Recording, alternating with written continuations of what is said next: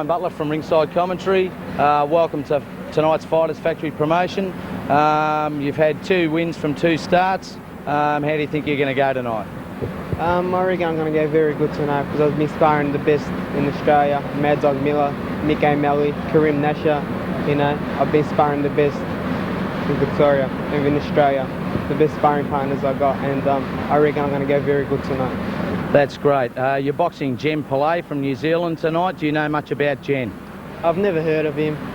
They said he was a good fighter, strong little fighter. So I can't say nothing about him because I've never seen him before. I've never seen his record. So, Niddel, do you have a prediction for tonight? A prediction for tonight? I can't tell you really. You know what I mean? Because you don't know what's going to happen. You know. So I can't tell you if I'm going to knock him out or win on points. You know, because you know it's all tonight. We're going to get in the ring and something's going to happen. You know what I mean? So. Okay. Niddel, you've been with Keith since you were a junior in the amateurs. He's guided your career thus far, and the career of 55 Australian professional champions, I might add. You're obviously in good hands and you've got a good bond there with Keith. Oh, yep, I very do. I believe in Keith, he believes in me, you know, and it's the other ability we're gonna get all the way together and do something with ourselves. All right, well, congratulations on that, on your career so far, and I hope we see the best from you tonight. Thank you very Good luck. Thank you very much. Pilay, Brian Butler from Ringside Commentary. Welcome to Fort Knox. How do you see yourself going tonight? I should do well. I haven't watched my opponent yet, but I have no fear of boxing. That's why I'm in this sport. Okay, you don't know much about Niddel Haddara, I take it, but you're prepared for a battle tonight? Yes, we have to be. That's what boxing is about. Okay. Local fight fans were a little disappointed in your last effort against Delic out at Dandenong. They'll be looking for something more from you tonight. Are you out here to prove yourself to the crowd tonight? Yes, because I fight on the featherweight division, 57 kg, and to fight Eddie I had to move up to about 62.5, and Eddie was weighing close to 68 kg. So there was a bit of a mismatch, but I said I'll take the fight on, so, and then I paid for that, you know, so it was beyond my weight division anyway. Okay, well tonight you're back down fighting in your own weight division. Do you have a prediction at all for the fight tonight? Are you going for big punches or are you going to box? No, I'm just a boxer, so I'll just do box. I don't go for knockout. If it comes, it comes, but otherwise I just go for boxing. So Pilay's looking for a points win tonight? Yes. Well, congratulations on your career thus far, and good luck tonight. Thank you. Thanks.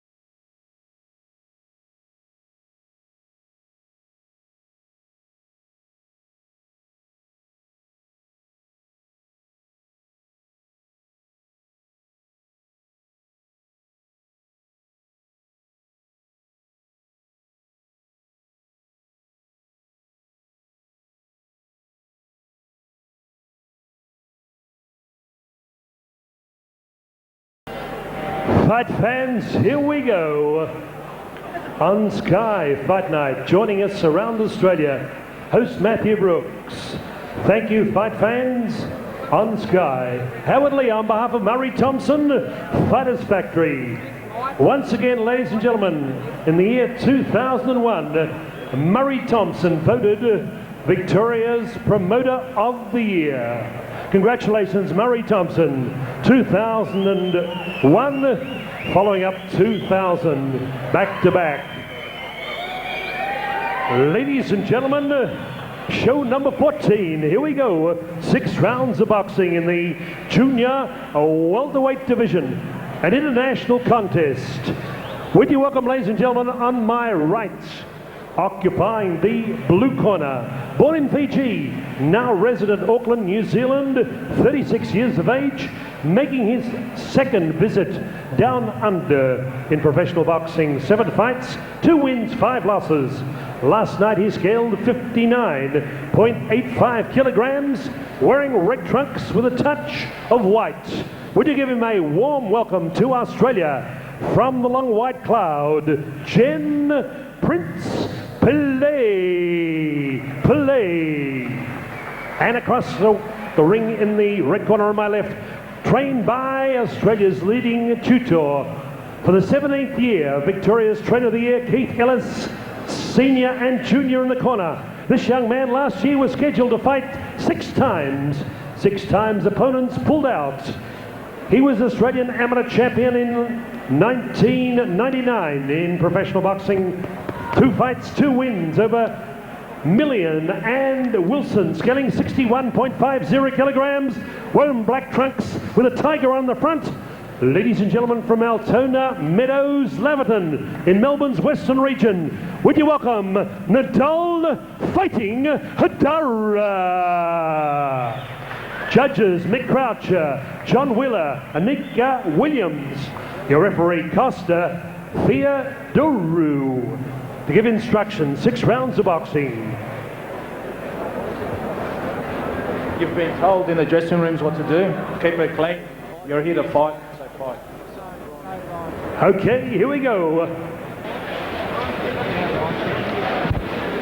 Good evening, fight fans. On behalf of myself, Brian Butler, John Shocker Miles, and Jim Boland, welcome to another Fighters Factory promotion. Looks like a great night we're in for tonight, gentlemen. Yes, and we're starting off here with a big one. Pilay in the blue corner versus Niddel Haddara. And Brian, this is going to be a classic fight there. Yeah, looks to be a good fight. Yeah, Niddel's always going to come forward, as most fighters do out of the Keats champ camp. Jem Pilay was stopped by Eddie Delic in his last outing, but that was at welterweight at 65 kilos. So he reckons his natural weight's under 60, and he's come to win tonight, he tells me. 6 2-minute rounds here, and Niddel fighting Haddara. And Keith Ellis, the trainer manager here, has big hopes for Niddel Haddara and the black trunks. Right on top from the word go here, boys. Yes, he's pushing the fight, Haddara and the black shorts, Jean Pilay and the red and white. He's taking up the slack here. Got him on the back move throughout. He's a very aggressive fighter. I've seen Niddel right through his amateur career. Good left hook over the top there, Jim. Well balanced, very strong, and a very, as I say, Shock, a very good left hooker. Jean Pilay wants to start jabbing that left there if he's going to keep it at a distance, just like he done there. Good jab underneath from Haddara. Oh, left over the top there. Good left hook.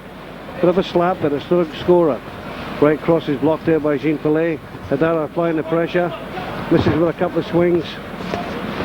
So ripping underneath. That's a nice lift. Looking a right cross by. Pilay pinned up above us here in the commentary position. Haddara piling on the pressure. Left underneath. A couple of nice counter punches in return there from Pilay. He doesn't seem to let him go until he's under pressure. Still looks a bit cool there, but... Good right cross here. Glancing right cross. Let rip underneath. Haddara has Pilay pinned in the neutral corner. Underneath, right over the top. Underneath, over the top. Good variation of punches from Haddara and the black shorts. 6 2-minute rounds, light welterweight contest. He's got a little... Just noticed Niddel Haddara has a little graze over his right eye there. Well, I hope it doesn't... it's not a cut, is it, Jim? No, just a graze there. He's under control there. But a great opening round, not only for Niddel Haddara, but certainly for the Fighters Factory, first promotion for the year, boys. Thanks, Jimmy. And unofficial scorer, as we normally do here at the Fighters Factory, Fort Knox. B.A. Butler. Brian, you're the unofficial scorer, and sometimes we get them right, by the way. We do call them right. But, sometimes we do, John, but we like to call them as we see them, and well, how did you score? Is our aim tonight. How did you score the first round between Jean Pilay in the blue corner and Niddel Haddara in the red corner in the 6-2 minute light welterweight contest? I scored the first round at Niddel Haddara 10-9. I don't think I thought he forced the pace on enough to upset Jean Pilay, and Jean Pilay did throw a few punches back, but not enough to worry Niddel Haddara. I'd like to see more from Niddel in this round. Well, once he gets his distance, and out we go. Round 2 of this light welterweight contest. Haddara in the black shorts, Jean Pilay in the red and white trunks from New Zealand, albeit fighting out of Sydney now. And Haddara applying the pressure. Balking a bit there. I'm trying to entice Pilay to come in. It doesn't look like he's got much strength, Jean Pilay, but you've always got to be wary of rangy boxers. Oh, big right hand by Haddara. But round about the third round, Haddara should be taking the fight really away from Pilay, because he's offering no resistance at the moment. Haddara walking as he gets underneath. No punches thrown there, Brian. No, I'd like to see Niddel jab his way in a little bit more instead of just looking for the hook and the big body shot to start off with. He has got good boxing skills. I'd hate to see him forget them.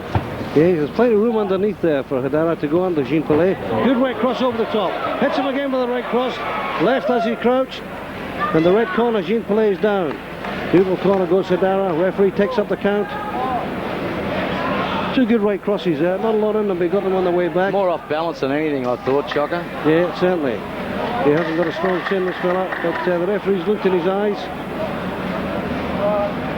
And I thought he stopped it there. Yeah, I thought he stopped it there. Caught straight away with another right hand there. I think maybe shortly, Haddara doesn't look like he'll be denied.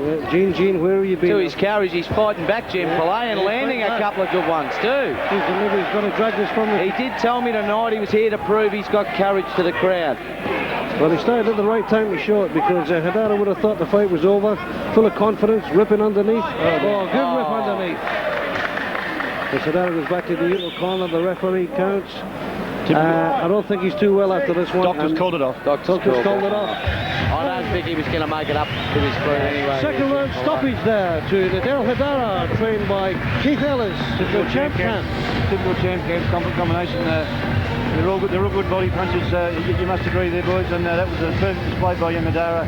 And he won't be getting up for another minute or so, I'd say. I'd just like to see everybody's looking after Jean Pilay there, because he was on his hands and knees on his own there, nobody helping him. The opposition trainers over there, Keith was over there actually helping him off the canvas, which which doesn't say much for the relations between the trainer and the fighter there, does it? No, and I think this Niddel Haddara, it's 2 wins, that's 3 wins from 3 fights, Brian, and I think this fella's got he's got a lot of potential. He certainly has got a lot of potential. He was the same in the amateurs, always off to a quick start, straight out of the blocks. Loves going to the body with the right hand and the hook over the top. Nice to see him scoring 2 nice long straight right hands, which dropped Pilay in that in the start of the second stanza there, and a beautiful left rip to put him away halfway through the round.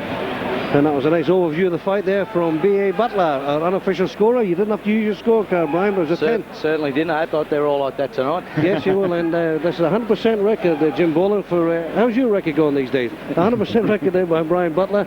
It was very nice, Jim, to see Keith Ellis's boys putting lovely punches together. Yeah, there's not a lot of trainers work on combination punches now, but up, down, underneath, good rips.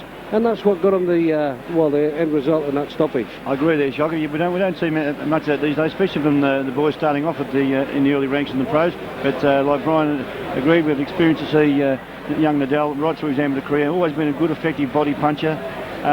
Tends to get a bit carried away trying to knock him out with the one punch. And as Brian said, I'd like to see him box along a bit better and use all his skills before he sets him up for a knockout punch. And here we go back to Howard Leigh for the official result, or official decision.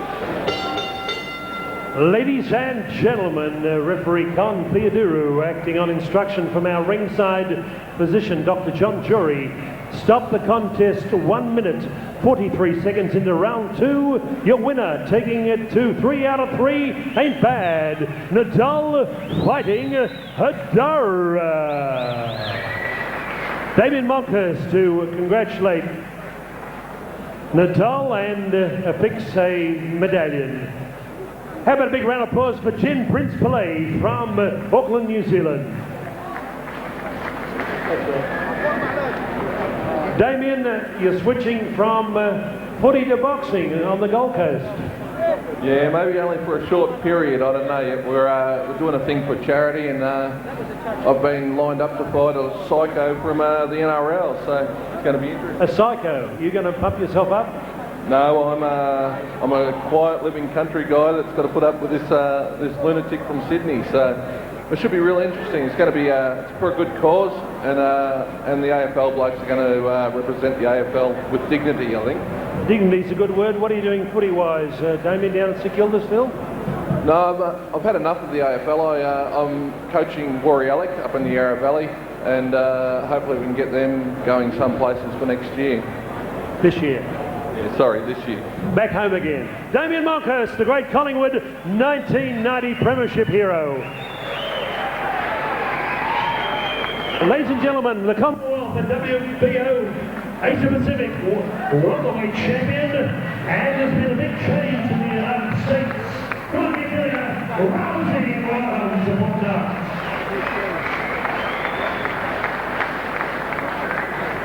June, there's been a big change on the top of the order. IBF and WBC champion, no longer the invincible superstar, only but Vernon Forrest. Yes, we were all shocked. We were sitting there watching that fight. Everyone picked Shane Mosley to win. Vernon Forrest just shut him out of the fight. I rate him as a very good fighter. I'm 8 in that division now. If I can get a crack at him, so be it. Let's do it. Yeah, how about that, Australia? Never mind the Jeff Fennick fighters. Julian Holland. Now, Julian, Vernon Forrest not a stranger to Australia. He fought Kostya Tszyu in the final of the World Amateur Championships in 1992 in Sydney. So he's not exactly a stranger to Australia. Yeah, probably so, Howard, but it's pretty hard to get a champion over here in Australia. It's so far away for them.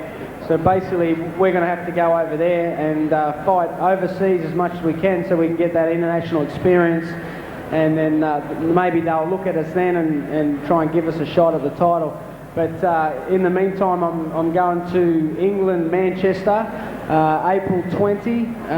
We're defending the Commonwealth title over there, fighting James Hare, who's 19-0. But I'll be bringing the Commonwealth title home, that's for sure. Julian Holland, how about that? How about 3 cheers for Julian? Hip up! Hip up!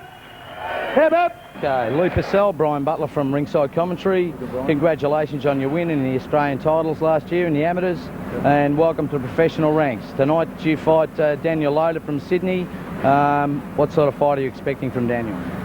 I expect a tough fight. He comes to fight every time he fights, and I'm just going to go out there and box him, and if a knockout comes, it comes, but I've got the right team behind me, and I'll just do what I've been doing in the gym. That's great. Well, we hope we see a great fight from you tonight, Leigh. I've seen you in the amateurs. I think you've got a great future in the pros, and we hope we see the best of you tonight. Thanks, Brian. Damien Loder, Brian Butler from Ringside Commentary. Welcome to Fort Knox and Fighters Factory Promotions. You're matched against young amateur star Leigh Purcell tonight. How do you see that fight as going? I don't know much about Leigh Purcell, but I know he's good because he was Australian champion, and I just going to go really hard and put everything into it and hopefully knock him out. But I don't go out there looking for the knockout. I just go out there to do my best and to work really hard, and hopefully I can win. Okay, that's great. You've had a mixed career so far in the pros. A couple of unlucky finishes, I believe. You've had some close bouts. Yeah, been a bit unlucky, but that's boxing, and I just want to, you know, don't worry about the past and just concentrate on this fight now. Like, yeah. Well, you come to the Fighters Factory Promotion Knox Netball Centre tonight with the reputation of a big heart and a strong fighter. I wish you well tonight, and let's hope you excite the fans tonight here. Thanks.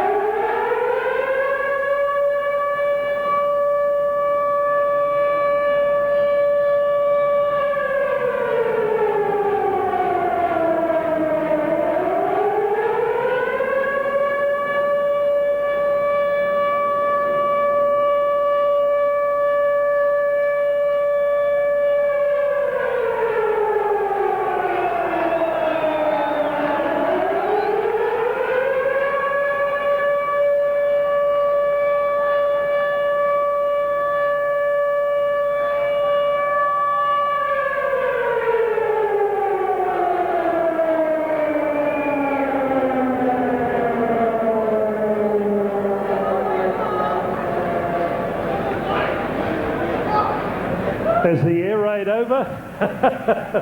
Okay, we welcome to our commentary team Julian Holland, John Shocker Miles and B.A. Butler. Lord of the Rings, the Fellowship of the Rings. Howard Leigh is my name. Boxing is my business, and business is good. As we get set to roll in bout number 2. Ladies and gentlemen, 4 rounds of boxing between 2 talented former amateur champions, one from New South Wales and one from Victoria. Introducing first on my left, occupying the red corner, trained by the legendary Filipino mentor and entertainer Dido Bahol from Hurstville, New South Wales, trains out at Steve Jazz's gym in Bonnyrigg. Ladies and gentlemen, in professional boxing, 5 bouts, 1 win, 4 losses. Don't be fooled, because in that ledger of 5 fights, he's met a man who started his professional career with Murray Thompson, Northall Benraba, who last Friday night fought for the welterweight championship of Australia. Ladies and gentlemen, he works in a family business in New South Wales, wearing white trunks with a touch of silver. Would you welcome to Melbourne for the first time, a man known as the Axe, Damein Loder. And across the ring, ladies and gentlemen, the great Grogan, assisting Murray Thompson from the Fighters Factory. Turning professional tonight after a decorated amateur career, climaxed last year in Mackay, Queensland, when they won the WABL Amateur Boxing League Welterweight Championship of Australia. Ladies and gentlemen, in amateur boxing, 22 fights, 18 wins from Blackburn, Victoria, wearing long black trunks with white piping. Ladies and gentlemen, will you welcome Lethal Leigh Purcell, Jim Bowler. Okay, boys, welcome to centre ring for 4 rounds of boxing. I've spoken to both in dressing room, you'll expect a good, clean, hard fight. In case of a knockdown, corner here or the one behind me. Any questions from you, 10 seconds? Let's get it on. Good luck. We're joining the commentary room now by the welterweight champion of Australia and this bout proudly sponsored by Superstar Julian Holland. How are you, Julian? How you doing, Shocker? We have no expense, by the way, but we bring champions here. Well, welcome aboard, Julian. Thanks, buddy. Well, Brian, gives us a summary of this one. Don't know too much about Daniel Loder. Tough fighter, comes to fight. He's had 3 losses out of his 4 fights, but they have been close. Leigh Purcell had a great amateur career. Avenged every loss he had as an amateur, so you can't do better than that. It's actually one step up, being undefeated, I reckon, if you can avenge all those losses. Daniel Loder comes to fight, so we'll see how he handles the speed and power of Leigh Purcell. I'd just like to see Leigh just relax a little bit at the moment. He's opening up a lot, but he's just got to, it's his first fight. He's just got to enjoy it now, I think. Yeah, I think maybe the crowd's got him a bit fired up. Yeah, it happens, doesn't it? Once you take off that vest and you become a professional, you've got the home crowd here, and he'll be out like a bull out of a gate now, trying to impress the hometown crowd here.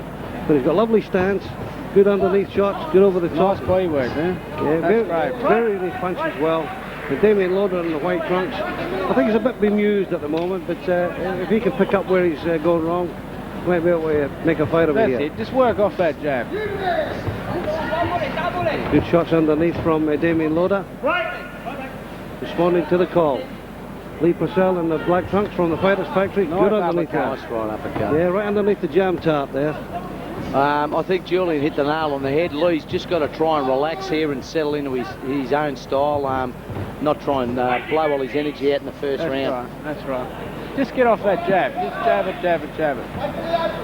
There. Bit of a wait and see, like he's slowed it down a bit now, which is good. He can pick his punches now, Julian. That's the main thing. Yeah. But Julian's right. I'd like to see Leigh Purcell leading off with that jab a lot more. It's actually a bit different the way I thought the fight would go. I thought Damein Loder, from what I've seen him before in fights, becoming pressing the action, but it's Leigh Purcell, and he's pressing the action. He's just got to relax a little bit and box around. I think he won that round, no worries. Julian,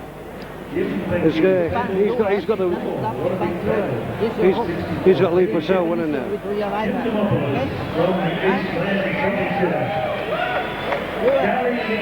Brian, you're the unofficial scorer again here in the first of 4 2-minute rounds here. How did you see that fight? I gave that a 10-9 round to Leigh Purcell. I thought he forced the pace a bit. I would have liked to have seen him sit back and box a little bit better. But if Damein Loder's going to come forward and his game plan is to pressure Leigh, I think he's got a bit of trouble because it was him going backwards in that round. I'm sure Murray Thompson, from what I know, Murray, I'm sure he'd be telling him this round in the corner just to relax and box and get off the jab. Round 2, Leigh Purcell in the blue corner. From the Fighters Factory, he takes on Damein Loder in the red corner in the white pants. And he's from Sydney. And now we're looking for a lot from Leigh Purcell, former amateur champion, and his first professional fight. Julian. He's very good stance, isn't he? He's got, Oh yeah, he's done a lot of hard work in the gym, and he gets in there and spars all the boys, all the bigger boys. Doesn't matter. So he's got a lot of talent there. He's got a good strong left. So he steps in with his left hand, which is a talent punch. Very, very fast hands, which is good for a welterweight. As you would know, being Australian welterweight champion, shouldn't it be the world champion, by the way? Oh, nice right Commonwealth champion. I must correct you there, Shocker. Fred Knuthia is now the Australian welterweight champion since Julian stepped aside. When he knocked out Shannon Taylor and won the Commonwealth title, he relinquished his well-looked-after Australian title. Yeah, but while they've never been defeated, to me they're always Australian champions. Yeah, that's actually someone said that to me the other day. That's a technical thing, the other thing. You're still the champion of Australian welterweight because you've never been defeated in that way. Yeah, that's right. Am I good I'll make you right there, Shocker. Well, I'm his manager. But Leigh's working well now. He seems to have relaxed a lot. Yeah. He's getting that right hand going. He's a little bit eager then. He has to take his time. Yeah. He's getting good distance now, Julian, isn't he? I mean, he's tightened it up a wee bit. Loder has turned southpaw now. Never helps. No, definitely not. I love when they do that. Unless you're a brilliant fighter, I think it shows. It shows things falling apart. Look, clutching at straws. I think. He's got a good chance nice uppercut there by Leigh. A couple of nice body punches by Loder there. Yeah, well, Loder's starting to push forward a little bit now. He's got a bit of confidence. It's scrappy with the boys there. Yeah, Purcell goes back to the corner. Damein Loder would have been a bit happier with that performance. He threw a bit more punches and he walked up a bit. Julian, how did you see that? Yeah, he definitely did. It was a lot better round for Damein Loder, but I still do give it to Leigh Purcell tonight. I think he's doing the better work, landed a couple of the bigger shots. And the unofficial scorer, Brian Butler. Brian, how did you see that? Same as Julian? I gave that a 10-9 round to Leigh Purcell. Damein Loder came back a bit in about the last 20 seconds of that, showing a bit of grip. Do you think he's coming back into the fight, Loder? We'll see from this round. It's only 4-2, so I mean, he's got to start doing something now. That's right. I think Leigh's got to sit back and use his jab a lot more and let Loder come to him, and then he'll be able to offload his bigger shots. That's it. And let Loder fall onto him. At the moment, he's trying too hard. Leigh. I'd like to see him work off the jab a lot more. Well, this is a round where he should. He's had his rush round, he's had his settling round, and this should be the round he takes command and boxes if he's going to go forward, Julian. That's right. He's got to get that jab off. And he's a lovely balance fighter, isn't he, for a welterweight? He is very good. And he's from Bendigo. Well, he's nobody better than Bendigo people, as you know, Julian. We can fight us Bendigo boys. Well, you have to up there, there's nothing else to do. Even though I'm here to play, well, Purcell's looking good there, although he swung that right hand. A couple of good body shots from Loder there. Yeah, that's right. He's got to give himself room, Purcell.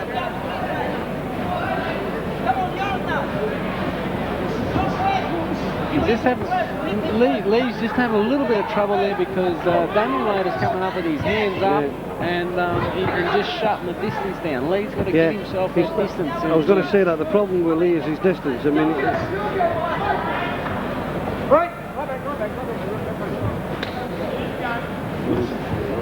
a good overhand right there from Leigh Purcell. That was a good one, right on the top of the nose there, Loder. That's what he's got to do. That's going to win the fight, the jab. Good underneath shots, and one up top there from Loder. He might have a bit of sting in the tail here. Damein Loder in the white pants from Sydney, and Leigh Purcell from the Fighters Factory in the black trunks. Tight and close. Purcell, good left jab there, just over the top though. Loder seems to be waiting on something. Maybe he's loading up, Brian. Yeah, he's dropped by a left hand. Yeah, good left hand. Right left hand might have got him off balance, but it was a good stiff punch. And to make it worse, he ran into it as well. That was a good stiff left hand. You don't see a lot of that now. Not a lot of fighters go down with a left hand.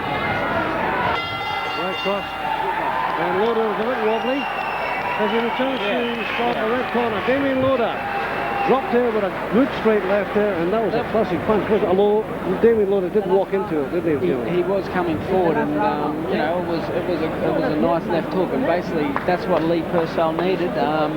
He was sort of, Damein Loder was sort of coming back into the fight, and you know, he was working pretty hard, working to his body, and now Leigh's turned the round around and got a 10-8 round for us, so that's going to be hard for Damein Loder's got to knock him out to win the fight. Is this an easy one to score for you, Brian Butler? He does a little bit too easy. That was another 10-9 round for me, or heading that way. I've scored a 10-8 because of the knockdown. And you're quite happy with Leigh Purcell now? As we say, that third round's going to be the difference round, isn't it?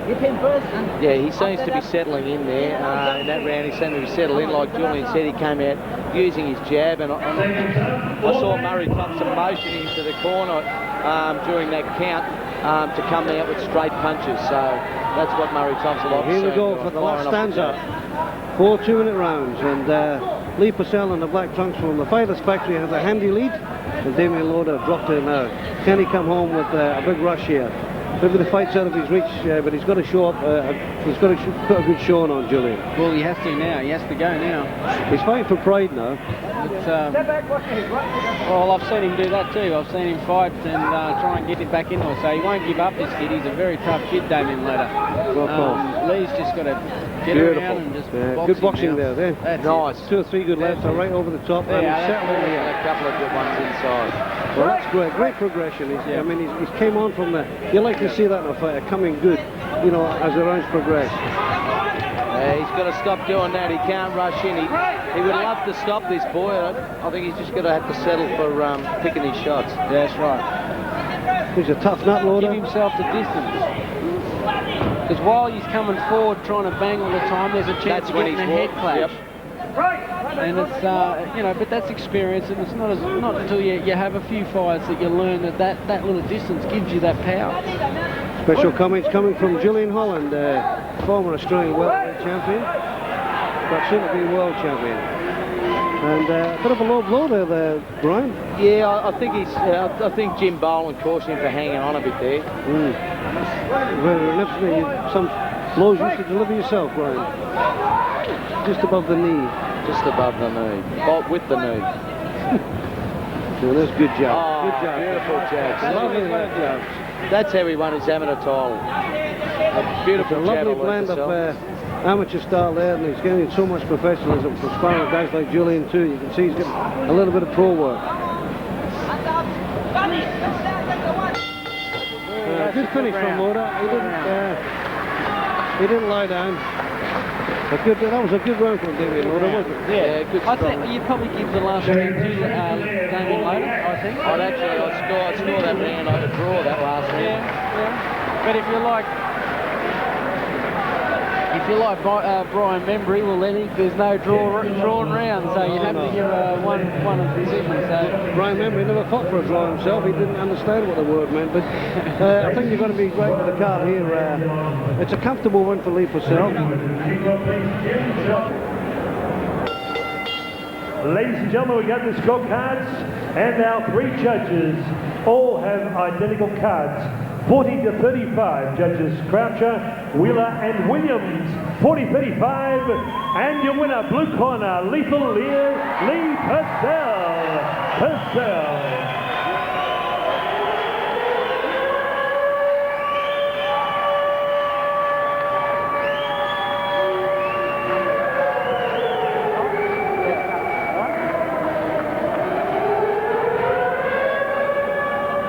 How about a big round of applause there for Damein the Axe Loder from Purcell, New South Wales. Leigh, turn this away towards the camera there. Leigh, it's nervous first professional fight. It was an awkward one. Damein Loder's a very experienced amateur fighter like yourself, but congratulations. Yeah, thanks, Howard. It's a lot different coming to the pros than the amateurs. I was very nervous, and next time the fight I'll be a bit more settled and I'll be able to put on a better show. Congratulations, Leigh. I'd like to thank all the boys from Bendigo, and like everyone from my word, I turned up, and I'd like to thank sponsors, except I don't have any. Alright, so thank you very much. Okay, the mighty Bendigo, the Golden City. Congratulations, Lethal Leigh Purcell. On Sky, you're watching Fight Night, Murray Thompson's first big show for the year 2002. Fort Knox Stadium in Melbourne's eastern region, the home of Sky Boxing. Solomon Egberime, Brian Butler from Ringside Commentary. Welcome to Fort Knox tonight. Nice to meet you. You had a great fight here with Eddie Delic and won a close one on points last year. You're up against Sam Aukuso, who's a big puncher from New Zealand. Do you know much about Sam? Actually, no. Okay. He comes with a reputation of being a puncher and a warrior. How do you, and you are yourself, how do you see the fight? What round do you see it going to tonight? It's round 4. Okay. Solomon Egberime's prediction is round 4 tonight, and after tonight's fight, where do you hope to go from there? Title, yeah. Okay. All right. Well, good luck tonight. I hope you get over Sam Aukuso, and I hope for your sake your prediction is round 4 is correct, and good luck with your challenges for the Australian title. Yeah, man. Thanks, Sam Aukuso, Brian Butler from Ringside Commentary. Welcome back to Fort Knox. Thank you. You had a great fight with David Stinson here last time out. It was a real battle. Yeah, it's not. That fight is, it's not my weight, but the fight take the pounds too. It's not bad. Okay, that was out of your weight division, you say. You're better off fighting down at welterweight? Yeah, I think it's better stay on welterweight or a little bit light middle. But last time I fought for middleweight. Okay, are you stronger at welterweight, light middleweight? Maybe. Okay, tonight you fight Solomon Egberime, formerly from Nigeria, now based in South Australia. Do you know much about Solomon? I haven't seen him sport. I know him too. But I know. As I'm saying, the best man win. If he got a chance, he got a chance. Okay, do you have any predictions for tonight, Sam? I come for a fight, but if he won, no, that's the decision. But if you're the best man, got a chance. Okay. I'll lose, so you're a fair sportsman, may the best man win. Well, good luck tonight, Sam. Okay, thanks so much.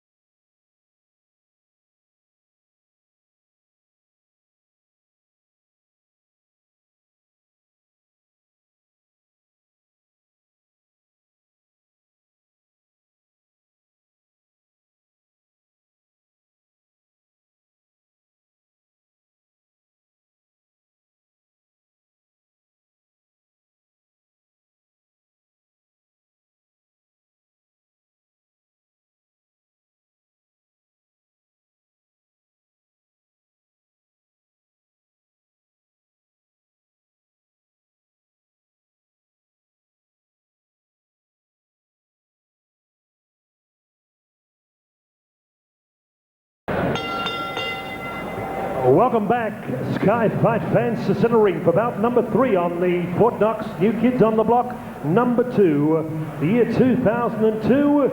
Ladies and gentlemen, 6 by 3 minutes of junior middleweight boxing. Would you welcome, ladies and gentlemen, on my left, occupying the red corner, Nigerian amateur champion, now part of the great African Kings, with Austin Taylor, voted as South Australia's premier trainer for the last 2 years. Congratulations, Austin. He brings a man back to Melbourne with a perfect professional record. 5 bouts, 5 wins, 3 wins by knockout. Ranked number 6, a welterweight in Australia. Training out of the lodge in St Agnes, South Australia, lives in Ross Trevor, wearing the leopard skin trunks, in keeping with his Nigerian heritage.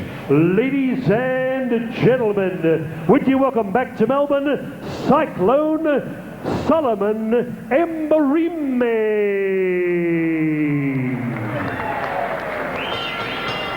And across the ring, occupying the blue corner with Sonny, all the way from Wellington in New Zealand. He is the former New Zealand junior welterweight champion.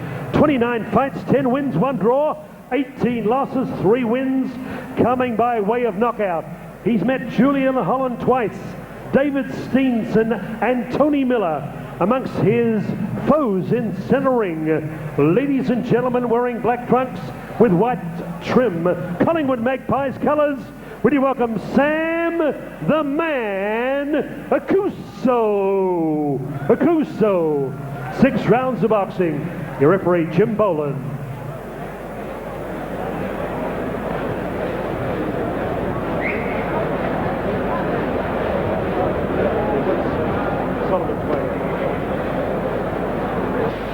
Well, Brian, this place looks going to be one of them fights. Seconds out, round 1. Certainly does. Sam Aukuso, as we know, with his battle with David Steensons and his fights with Julian Holland, comes to fight.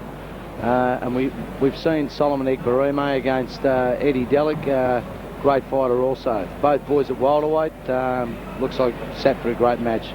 Certainly is, and both accomplished fighters too, which always helps to make a good spectacle. And it's a 6-3 minute round, which gives the boys time to settle down. Never been a big fan of 2-minute rounds, but good fighters here. Egberime and the leopard skin shorts, and we've got Aukuso and the black shorts with the white piping. Nice left rip by Sam Aukuso then. Very cagey fighter. Reminds me very, very much of the old Manny Santos, a great New Zealand fighter who fought in the late 60s, early 70s on TV ringside. Very similar stance. Very similar looks, actually. Okay, shocker. Not another nice left rib.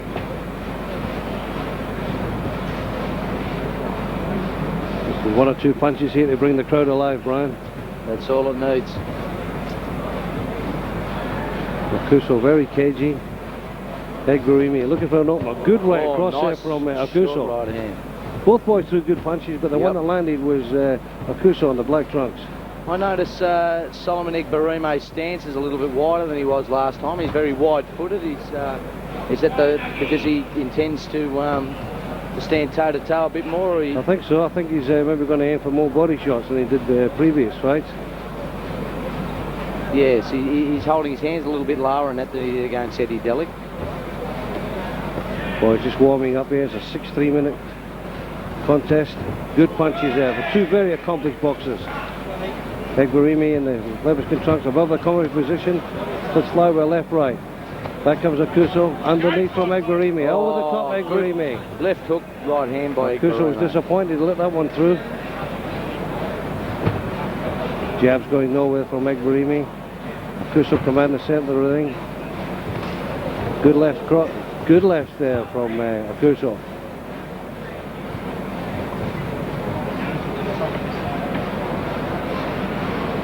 Egberime, he seems to be waiting a counter-punching game. He's waiting for Aukuso to open up, and he's coming back with a counter. 6 3-minute rounds. Egberime in the leopard skin trunks. Good left hand there to Aukuso. Landing that too easily with Sam Aukuso, the left jab. With more of them. Good left again there from Egberime. Piling up a little bit of pointage here. Waiting again, a couple of misses there. Gets a little bit strong. Good over good left hook and right. Best punches of the fight. Overhand right there from Aukuso.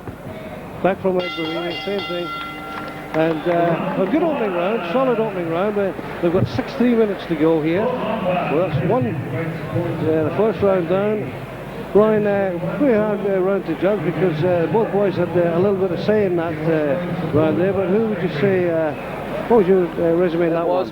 I thought both boys punched well. Sam Aukuso landed a lovely left hook and right cross towards the end of that round, but it was countered by Solomon Egberime with a right cross and a left hook. Exact opposites. Couple more jabs from Solomon Egberime that persuaded me to give him the round there. I gave it a 10-9 round to solo.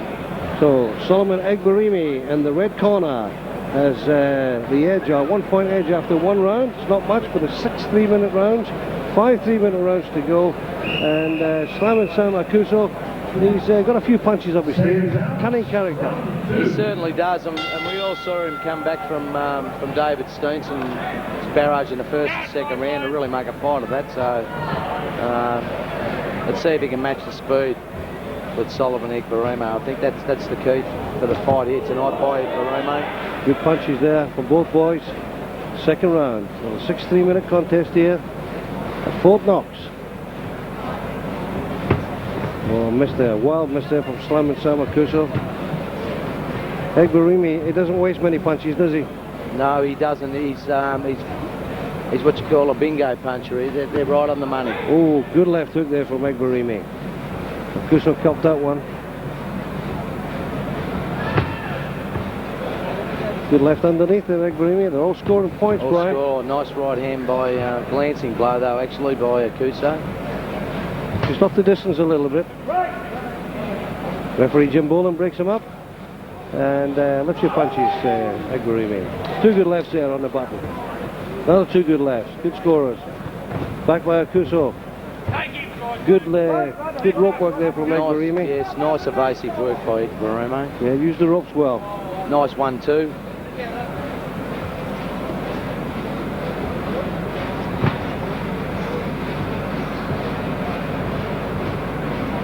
Egberime getting a bit anxious now. Wants to land more punches. Got to watch himself with this Aukuso. He just waits. He can bang Sammy Aukuso. Sammy Aukuso. Yes, very similar to Manny Santos from the old days. Waits and waits. Nice good overhand right. Good overhand right there for my money, and a nice left hook. He's not doing enough work with the jab, Aukuso. He's not been able to keep him away. Well, he's got to go. He's got to go punch for punch, Brian. He's going to end up a fair bit behind. That's right. Well, he's just looking to land the right hand, the left hook all the time, and as we can see there, that was a half right hand there. I mean, imagine only throwing half a punch. Egberime seems awake to that, and he just slips back just that little step and half a step and comes back with a counter. Good punches there. Both boys good shots. Toe to toe, left, right from both boys. Egberime shaded it there on the punch count. But it's walking Sam Aukuso up. Oh, good. 2 good lefts and an overhand right. Egberime boxing well, Brian. Yep. It is that jab that's winning the fight for him. That's what I put down. That was his victory in the first round. That was his key to victory, was his left jab. He is boxing well. He's warming up. I think by the next round you'll see this Egberime really open up. As the fight progresses, so does he. Like to see that because he does have a good kit of punches and he's not scared to throw a good right cross too. No, he's not.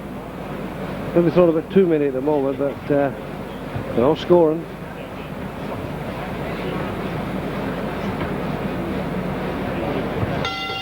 Good left to finish the round there for Egberime as he walks back to the red corner.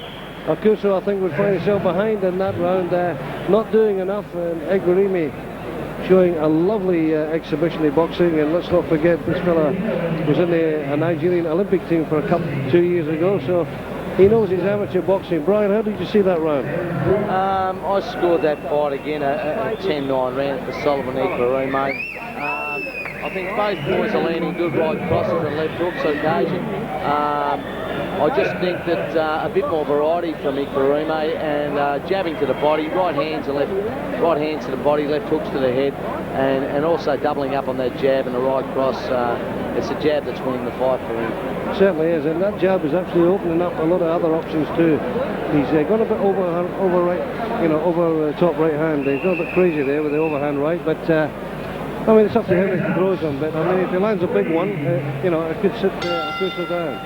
Aukuso is 2 rounds behind at the moment on Brian Butler's card, and that's unofficial card, Brian. But let's see how the third round develops. This is the third round of a 6-3-minute contest. Solomon Egberime in the leopard skin pants from the red corner, and Slamin Aukuso in the black trunks from the blue corner. Both very good, experienced, accomplished fighters. Good body shot there from Egberime. It's that overhand right again up the top. Good lefts, 2 good lefts. Oh, a nice left rip, but missed with the follow-up punches there, Aukuso. I love the way he throws punches, Egberime, and he goes underneath and ducks to see if there's any counters. And I like the way he tucks up in his defence. He's straight back up there after he's thrown his punches. Yep, you know? definitely. He's right on the ball. No space available. Oh, very crafty there. Very accomplished boxer, Solomon Egberime. Lives, eats and breeds boxing, according to his trainer, Austin Taylor. Good left hook there. Trains twice a day, 6 times a week. With his natural ability, speed and power, has a huge future in boxing. Oh, that's the record from his trainer, Austin Taylor. Oh, good right cross. And as you say, he gets his hand straight back up to that chin. He doesn't give nothing away. Good punches there, left and right. Egberime piling up the pressure here and the points. Left, right. Oh, left hook, right. Left hook, right cross. Shot. Lovely shots, Brian. Oh, and a good big right hand to the body. And a right, and a left hook to the head. And he's opening up. Sammy Aukuso, can he take it? Good punches, excellent punches. Oh, he is wearing them. Oh, this is a great exhibition of boxing by Solomon Egberime in the leopard skin pants. You don't need me to tell you who's winning this one. Good punches again, good boxing skills. Great variation of punches, Brian. Certainly is, and it's the jab that's opening it up for him. He's sticking behind the jab. Akuso's lunging after him to counter punch over the jab, and then Solo's just slipping back and counter punching him with the right hand, the left hook. He's starting to layerize a little bit now, but I think he knows he's got this well in the can here. Although it's never over till it's over. Good left hand there from Egberime again. Good right hand. Good overhand right there. 3. Oh, good overhand right again. Has Sammy Aukuso got a chin or what? Well, he's trying to reply. Oh, good. Oh, that was a nasty shoulder there, actually. Yep. You tend to do that sometimes when you're off balance. Bit of frustration too, I think. Good right hand again, and this is he's hitting them at will, Egberime. Aukuso's got no answer. He's got no defence to this. He's going to start striking back, or he's going to get hurt. Yeah, I agree with that. I mean, this is starting to look like a 10-8 round to me. Maybe in 10-7. Go to the history books. And again, finishing with a sharp left, right on the bell. Well, that was a tremendous exhibition of boxing there from Solomon Egberime in the red corner. And boy, this boy who's now domiciled in South Australia, former Nigerian Olympic team member, and you can tell he's got everything. He's undefeated, and every step was a step up for him. And he's given a great exhibition of boxing here, Brian. How did you see it? He certainly is. He's lighting it up for the fans here tonight. Sam Aukuso standing in front of him a little bit more than Eddie Delic, who's got great evasive skills. I think he got a little bit frustrated with Eddie Delic, and that was a close fight, but he's getting a chance to show his foray of punches here tonight. Well, a good upright. They're both upstanding boxers, and although Aukuso's not got much answer here, he's still in there for the push. How did you see that round, Brian? I scored that a 10-8 round. I just thought it was too much one-way traffic from Solomon Egberime. Well, he's on your card. Slamin Aukuso's 4 points behind, but coming into the fourth round of this 6-3-minute round contest. Yeah, look, 3 jabs on the trot there. Sam Aukuso's got to knock him out to win, I think. I think he needs a knockout to draw. Starting to look like that. Good evasive skills. After a close first 2 rounds, it's Solomon's really turning around in the third round. Well, he's getting in, he's getting out. That's the main. That's what he should do in boxing. If kids are watching this, and you want to learn how to be a boxer, get in and get out. Do your business and move out. Good punches there again. Aukuso is trying to get his head clear, I think, to try and answer the call here. Solomon Egberime. Good power shot to the body by Aukuso. And both traded left hooks then. I don't think he's finished yet, Aukuso, but all depends on he the next doesn't 2 or lack 3 the punches. courage. He doesn't lack the courage, Shocker. He doesn't. And Egberime just waiting there. I mean, he's like a leper. The way he's just waiting on his prey there. I think he wants to stop Aukuso, and it's just a look in his eye. He's very determined, Solomon Egberime, tonight. Aukuso, he wants to start popping over that right crossover and try to take a bit of the fight back. I mean, he's lost too much of it now. So try and get it back.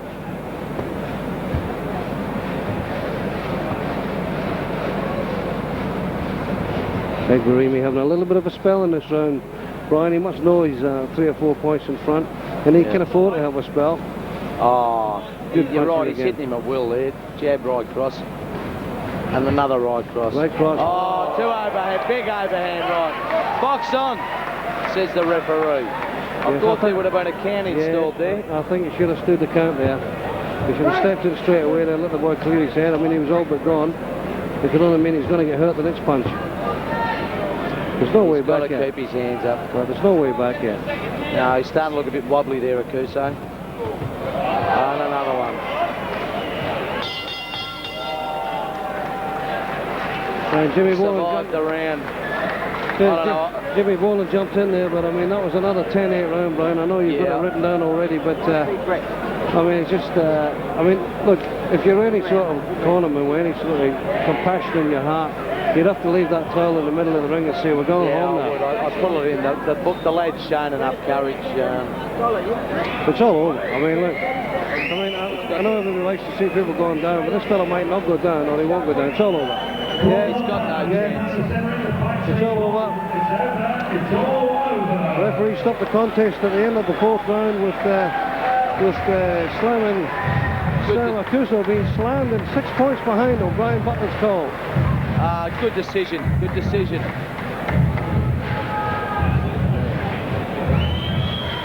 And Solomon Egberime. I think this guy's going to go on, you know. I do. I think he's got everything. He's got the mental makeup. He's got all the physical attributes. He's got talent, abounding talent. And what a lovely guy. Yeah, he's a nice guy. What a lovely guy. Couldn't meet a nicer person.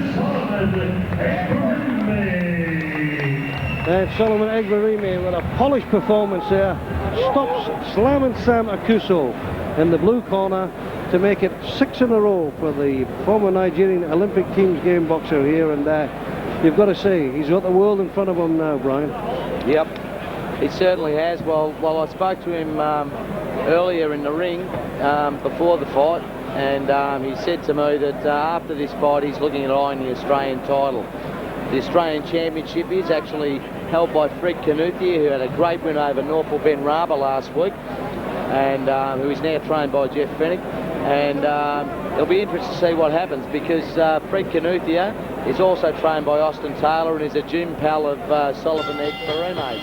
So, well, he's not. I mean, to see what happens there. The title's not far away from him. All I think he needs is conditioning. You know, I mean, and that only comes with good fights. You know, like 6 3-minute rounds and 8 3-minute rounds. To ring the bell, the first time that has been invoked in Victorian boxing. Yes, Howard, and you just said that it's the first time. Paramount of the box is always the safety aspect. Team was copying a bit of unnecessary punishment there. I was on the verge of stopping it, but I could see the doctor there standing up. I did have the doctor in on 2 occasions, and Sam will live to fight another day. Okay, ladies and gentlemen, extending his record to 6 out of 6. Would you congratulate Cyclone Solomon Egberime? To Claude Lombard. Give Sam Aukuso, Sam the Man Aukuso, a big round of applause. Don't go away, Solomon. Come across. Austin too. Solomon, nice to have you back in Melbourne and another win. Austin, have a seat, please. Thanks, Howard. He boxed very well again, as you could see. Very sharp tonight, and the referee's just, the doctor was just looking after the boxer's safety, I think. Austin, you've got a big program coming up in Adelaide on the 1st of March. Yeah, 1st of March we've got Roger Izarente, just a warm-up fight for the Aussie title, and we've also got the featherweight champion Jackson Nasiko on. Good luck with that, Austin.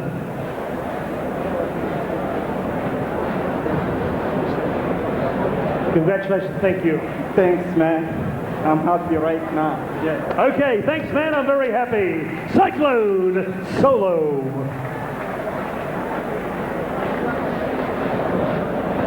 Okay, Sylvio, Glenago, Brian Butler from Ringside Commentary. Welcome to Victoria and Fort Knox. Tonight you fight a great old warrior of ours, Tony Mad Dog Miller. How do you think that fight's going to go tonight? Unsa kuno imong kuan sa away karong gabi una unsa ano mo pag duwa lang ko. He told me that he gonna try his best to fight tonight to show the people that he will beat Tony Miller tonight. It won't happen before, but this time he will do it rock and roll. That's what he said. Okay, you're going to rock and roll tonight. You came unstuck with Mick O'Malley in what turned out to be quite a debacle in the fight, but Dido tells me you're not too happy with the result on that, and you'd also like a rematch with Mick O'Malley. Is that correct? Gusto ko nung rematch ni Mick O'Malley sa una. Nya karon di kay ko malipay ba? Karon mo rematch ba kan Mick O'Malley? Rematch. Yeah, he said to me he gonna rematch with Mick O'Malley, but he will concentrate his fight tonight for Tony Miller because he's putting on weight tonight. And before he's fighting junior lightweight, that's what he said. Okay, well, do you have a prediction for tonight's fight, Sylvio? Bago na kay prediction yung muna kauton. Di ko mangandoy sa. He told me he gonna try his best to fight tonight, but he cannot promise that he knock him out. But he will try his best to fight for tonight here in Fort Knox Stadium. That's what he said. Well, he speaks like a humble warrior. I'm sure he's got more to offer than that. Sylvio, good luck tonight. Thank you. Thank you. Thank you.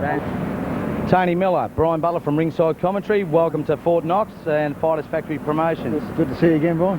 Yeah, that's great. We're very happy to have you back here, Tony. Where does it go from here tonight? I'd like to say that this bloke's just a stepping stone. I like to, further my career, but I've got to be honest, Brian, I'm getting towards the end. I have nominated this a few times. That this has been my last season. Well, I hope to get possibly 4 or 5 quick fights under my belt, and I think it's probably time to call it a day. Leave it to the young kids. That's probably a great decision, Tony, although we'll all be sorry to see you go. You've provided great entertainment for the fight fans of Melbourne and Australia and the world, as a matter of fact. Tonight you fight Sylvio Glenago from the Philippines. He's a bit of a rough and tumble customer, or so his reputation precedes him. How do you see the fight going tonight? Yeah, so I believe, I think due to the fact that my opponent's head is structurally the largest head I've ever seen on a human being, Brian, so I think tonight you might see a different plan. I might try a whole novel concept and actually try and outbox somebody tonight. Okay, that will be a novel concept, won't it, Tony? Well, wouldn't it? Okay, well, we hope you see the best from you tonight, and good luck. Thank you, Brian. Thanks a lot.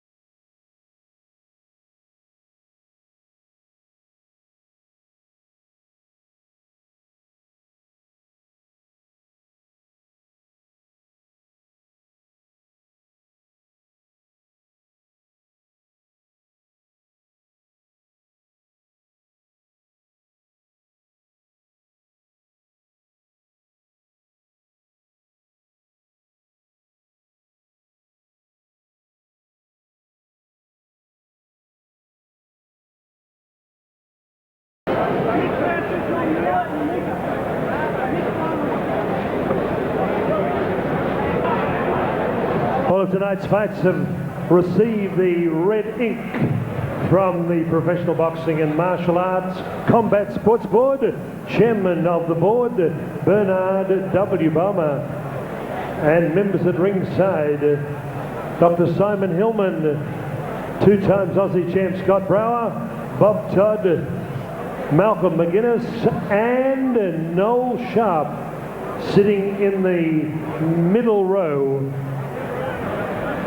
If you reckon it's warm in here, ladies and gentlemen, turn back the clock to December 11, 1992 here at Fort Knox, when Big Dave Russell captured the WBF World Cruiserweight Championship from Dan Murphy. It was 46 degrees under the cats on the hot tin roof, no air conditioning.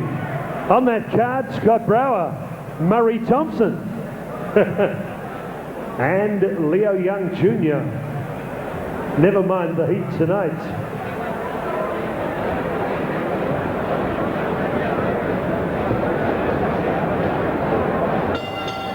Ladies and gentlemen, fight fans, here we go. Number 4 fight on the big Murray Thompson card. Fort Knox in Victoria. 8 rounds of boxing in the welterweight division, an international contest. Would you welcome on my right, occupying the blue corner with Dito Bahol, his mentor. This man originally from Cebu City in the Philippines. 27 years of age, now living in Bonnie Rig in New South Wales. Scaled last night at 64.30 kilograms. A professional record of 16 fights, 10 wins, 2 draws, 4 losses. Ladies and gentlemen, last year on a big Peter Maniata show at Geelong, he was involved in controversy personified against Mick O'Malley. It became such a big deal that Roy and HG featured the whole fight on the Monday Dump on the 7 Network. Ladies and gentlemen, wearing blue trunks with a touch of white and black, would you welcome Glenago Sylvio. Glenago Sylvio. And across the ring, in the red corner with the Ellis clan in the corner, commencing his 19th year of professional boxing. He is a 4 times Aussie champ at featherweight, twice junior, lightweight and lightweight. 7 championship belts he's worn over those 19 years. 59 fights, 44 wins, 4 draws, 11 losses, 25 wins coming by way of knockout. Part of Keith Ellis's Champ Camp, black with gold. Would you welcome the great fighting son of a gun? They called him Mad Dog. They still call him Mad Dog. Tony Miller. Costa Duru, your referee in charge.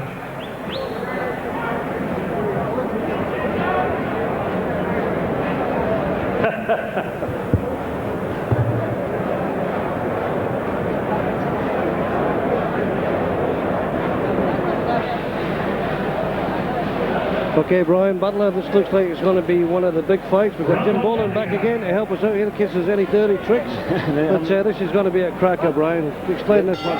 This is one of our feature events. Sylvio Glenago had a fight last year in Geelong with Mick O'Malley that ended in unusual circumstances. Glenago was disqualified, I believe, for headbutting, and both boys got a bit nasty in the fight in the ring after the fight. And speaking to him earlier, he's here to atone for that, and he says he's going to put up a good fight and take the win with Tony Miller tonight. Well, he's a man that's won 60. Well, he's fought 60 times, and his 19th year as a professional. And if you're ever going to start playing dirty tricks, Tony Miller's a man to sort it out, being of good Scottish descent. Yes, boys, I was actually the 3rd man to ring on that occasion with Mick O'Malley and Glenago Sylvio. It was a hell of a fight, and they breached every rule possible they could, and it was a terrible outcome of the disqualification. But I'm sure he's trying to keep his ability above board here and make a decent fight of it. He's got Tony all over him again at the moment. Well, Tony's all over him at the moment, and I think he's hit him with most punches here. I can see Brian scribbling him down, but Tony Miller in the black trunks with the yellow piping. The blue shorts is Sylvio Glenago, and he's from the Philippines, and Tony Miller, he's having a bit of an easy trot in the first round. Maybe this fella takes a long time to warm up. I've never seen him before. I've never seen the Mickey and Malley fight, but I've seen Tony Miller many, many times. Good punches there from Miller. I spoke to Tony actually before the fight, and he said this guy's got a head like a bowling ball. He said he's built like me, and he says he's got a head twice as big as me. He said it might be an unusual start for me to the fans, but I might come out and box this bloke, he said. But good punch out. The old Tony Miller we're looking at now. Certainly is. A good overhand right there to the head of the Filipino, which to me looks like a boarding house pudding. It's all action with Tony Miller. He picked up aggressive. He moved straight in on Sylvio. He's not giving him a chance to breathe here. A good round there from Tony Miller, and he's hit him with everything but a kitchen sink. And he's still sharp. I mean, he's 37 years old, Tony Miller. Well, that's what he admits to anyway, but he's still sharp. I mean, he was throwing some lovely punches here, Jim. He's a credit to boxing, there's no doubt about that. Most guys looking for the picture by the age Tony is up there, but he holds his own up there. He's not getting hurt, and he gives the crowd plenty of pleasure. Well, he comes to entertain, and that's why they pay the money. Ryan Butler, how did you see that round? I scored that a 10-9 round for Tony Miller. As much as he said when I spoke to him earlier, he was going to come out and box. He took the fight straight up to Glenago, and it looks like Glenago is quite prepared to move around on the back foot. So I don't see much promise for him in this fight if he's going to do that. Glenago, it sounds like a quaint little Scottish fishing village up north somewhere, doesn't it, Glenago? Certainly doesn't look like one, though, does it? Somebody said I think it was Lionel Rose actually just passed me there, and he said that Glenago had a head like a boarding house pudding. So I don't know if you've ever seen one of them before. Here we go, round 2 of this 8 2-minute rounds, and Tony Miller, he's in front, and they're taking an eternity to get out that corner in the blue corner. We have a visitor with us. Yes. A non-payer. Come in your wallet, Brian. The moth there on Brian Butler's tie. And Miller starts again. Taking the pressure up. Good punches to the head there by Miller. Good punch again to the head. Good right hook. And Tony's starting to rough him up now and saying you're getting punches plus the roughness. Sylvio started that little warfare there, but Tony was happy to accommodate him there. And well, they're both two fighters. I think once you hurt them, they hurt you. They'll come back stronger. So there's no gain here. A couple of good punches by Glenago then, scoring with a left hook and a right hand. Good job by Miller. Underneath by Miller, over the top. Glenago covering up well inside. Good uppercut there from Miller. The old experience comes in handy, doesn't it? Body shots here from Miller. Upstairs from Glenago. Good right rip to the body to make Glenago pull away then. Yep. A smile on his face, but good shot underneath there from Glenago, and another one. Not one of Tony's strongest areas is his stomach. Yeah, he's not a big body puncher, Tony, but his left hook, triple left hooks over the top, seems to wear him down though, Chugger. Yeah, good body shots there from Miller again.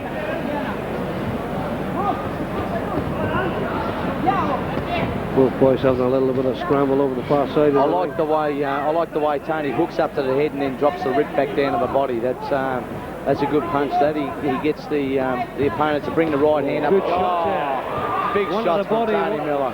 Good shot to the body and then comes straight up the top. Just what you were saying there, Brian. Good variation there. Underneath up the top.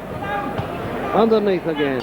Good body shot. An uppercut to go home with. That was one thrown in for free there by Tony Miller. You don't have to get nothing for nothing, but he got an uppercut there for nothing. Well, Tony Miller seems to, he's got the strength here, Jim Boland, and he just seems to be pushing ahead with the fight. He certainly has. His age isn't deterrent there at all, Shogger. He's pushing ahead, plenty of strength there. His combinations are landing right on the target. He's boxing well, doesn't seem to be in too much trouble at all, and see Sylvio there first to stand up in the corner, but I bet he's got a shirt full of sore ribs tomorrow. Brian Butler, I see you busy scribbling your card there. It's not too hard to find out what's going on here, but how did you see that one? I scored that a 10-9 round for Tony. I was scoring around even up until that last exchange over near the blue corner there, where Tony really let him have it with about half a dozen punches. But until that exchange, I was scoring about even, so I gave it a 10-9 round to Tony Miller. And here we're going to round 3 of this 8 2-minute rounds. Oh, there. Beautiful. Cracking right hand there. And the referee's going to give him a count, or is he? I think he's an overhand right on the temple, first punch of the round. Well, the referee didn't see the count. The timekeeper was counting. Yes. I'll have to ask Jim Boland in between the rounds there. Just to what that was all about. But it was a good overhand right. Caught him cold. Back comes Glenago again there. But geez, that caught him a good one there. Nobody knew what was going on there. Least of all the referee. Tony's got a little nick on his forehead there, just above his right eye. Yeah, well, he's hit that boarding house pudding again.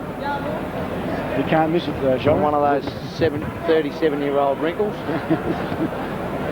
Working away to the body, Tony Miller.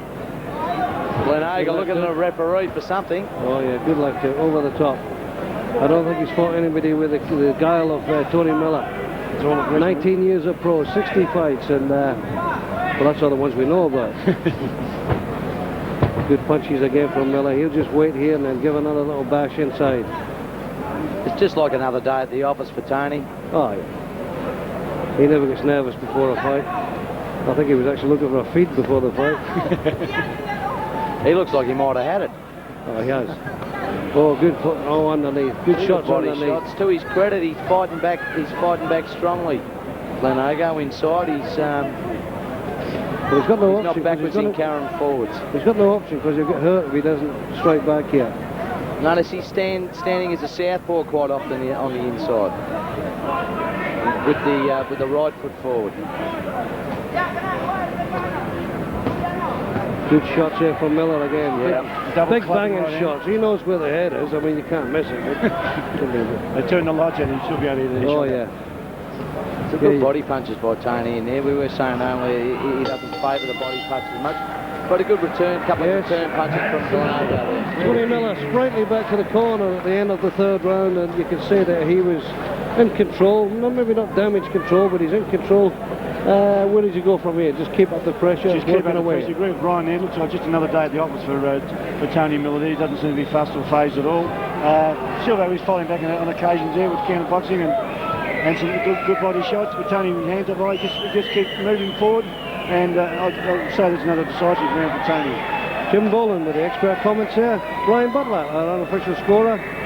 10-9, I gave that round to Tony Miller again, so I have Tony leading by 3 points going into the fourth round. Just what happened there, just when you get them with the overhand right there, I saw Damein Membry, the timekeeper, counting to the referee, but the referee never applied the count. What was the story there? I can't answer for the referee there, but if I was in the decision, it was... Would you like to ring a friend? It was a definite knockdown there. Con's just one of the newer referees, and he made a honest mistake there.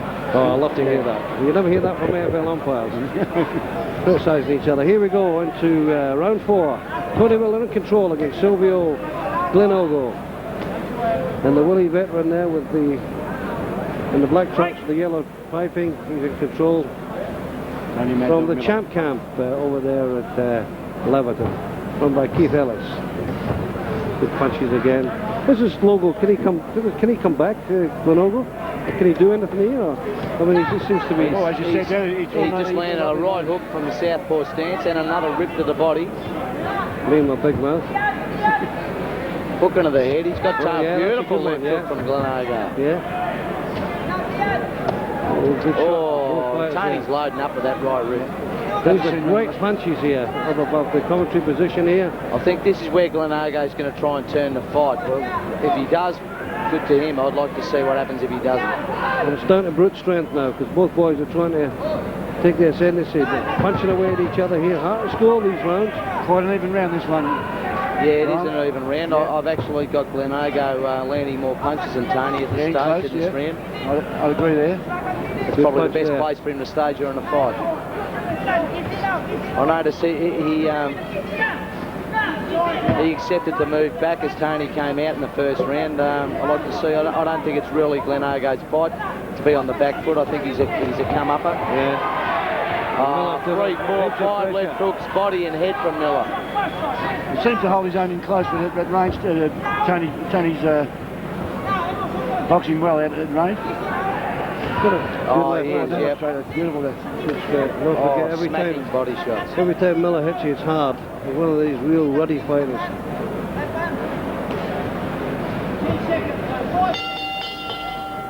Good, another good round there from Tony Miller. Well, it was a better round for Sylvio there. Yeah, and we've got a little bit of a cut happening over the left eye of Tony Miller. Do you think that cut's got just a little nick on the left eyebrow there? I think he's hit that boarding house pudding again. Yeah. Jim, what would you say here? Well, we've got the best cut man in the business in the corner there, Keady's seen that. The doctor did come and have a look at it, and he's allowed it to go on, so it was one of those punches or a head clash I didn't see. More of a graze than a cut, as we're looking at here from the commentary position. I've got a Brian Butler. Brian, how did you see that? I actually gave that a drawn round. I gave that a drawn round. I thought Glenago fought well on the inside. He answered Tony with the body shots. There were some nice body shots from Tony there and hooks to the head. Glenago stepped inside and landed some nice uppercuts and hooks himself. So I gave that a drawn round, and Tony didn't force the pressure as much in that round. Well, going to round 5 with Sylvio Glenago trailing by 3 points on Brian Butler's unofficial scorecard. And Tony Miller deep breathing there in the corner, in the right corner. Tony Miller and the black trunks. 3 consecutive rounds there, Shockley. Tony's caught him with an overhand right within the first 10 seconds of the round. Well, he's letting them know. Beat me to it, Jimmy. I was going to say it's the Loder, and he's landing with it too. Yeah. Okay, let's walk up to good work from Glenago there. Ooh, good shot underneath that. He seems to do better out. He's fighting out of the southpaw stance when he gets in close. Tony doesn't like to set southpaws. Good shots underneath from Miller's working away. He's scoring the points. Tradesman's like job here on Sylvio Glenago. I don't think the Filipinos got any answers here. If it looks like he's going to be dropping it, he might come over with some of the dirty stuff, but Tony will be able to accommodate him there. But they're both good punches from Glenago inside. Yeah, both exactly. boys are landing punches inside. You'd have to agree, Brian and Shocker, Sylvio is giving the people their money's worth tonight. He hit the 94 Mick O'Malley, but he wasn't the same fighter as tonight, and he's really having a go. Well, nothing seems to be worrying Tony Miller here. He's marching forward, knows he's got a job to do. I don't think Tony knows how to go backwards. That's right. Oh, I think he does when it's his turn to shout. Seen him block at that one once. Good There's shot that there. overhand right again, Jim. Yeah. Actually, he's landed some good shots inside Glenago there from the southpaw stance. Yeah. He seems to trouble Tony as a southpaw. Glenago pushing Miller back into the blue corner now. Can he get anything from here? Ducks his head low. Tony looking for a good... nice right uppercut left hook from Tony Miller and an overhand right to finish it off. Oh, nearly hit him with a couple of good ones on the way, and Tony sprints back to the corner. It was looking like being Glenago's best round till the last 30 seconds of that round. Well, he gave too much away, and I mean, that's the thing with Miller. I mean, you know, you can't give him a little bit of a chance. No, that's true. He takes every avenue. If you give him an opening, it's too late. Brian, how do you score that round? I mean, it's scored that getting a bit repetitive here because Miller's taking the fight up, and Glenago's got no answers, has he? No, I was looking to get that a drawn round there. I thought the punches given by both fellas were even until about the last 15 seconds when I think that Tony ring card came girl out could give and Tony a landed better about fight. 3 left hands unanswered. I think that ring card girl could give Tony a better fight at the moment because Glenago's actually got no answers. She might do that. No, he doesn't seem to, does he? I mean, you know, he's in there for the fight, but he's like a lame duck at the moment. Yeah, I mean, he's look. Let's be honest. I mean, he's virtually a bit of a punching bag at the moment, and that's not because he hasn't got ability. It's just that Miller is dominating the fight. And he's dominating. Too strong, too effective, and too much of him. One thing he can be is experience. And Tony's landing the first punches of every round, which, you know, it's 5 or 6 clean left rips and a couple overhand rights there. That's right. Within the Sets it up. seconds, yep. Sets it up for the judges. You know, it makes it an easier round to score. No, he's way at a distance. Every time Tony gives him a peek at the fight, you know, he can't even get there.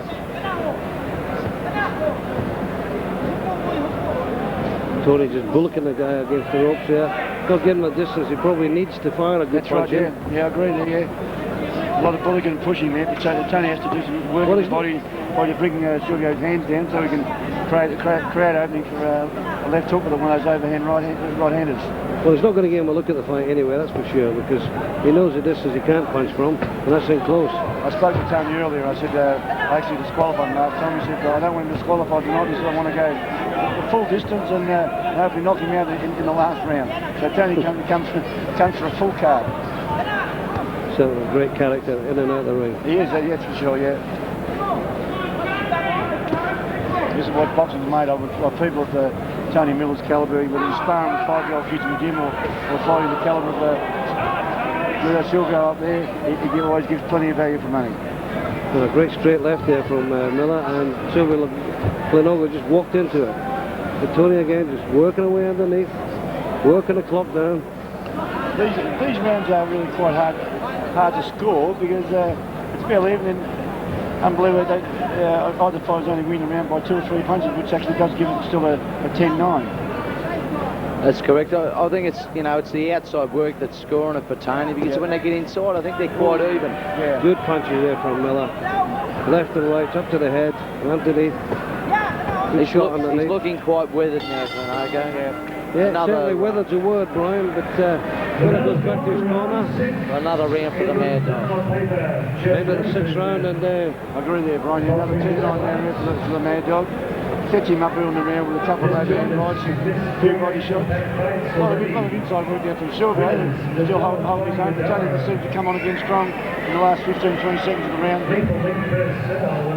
Brian, it's a bit repetitive as we say, but you probably had that one again there for Miller.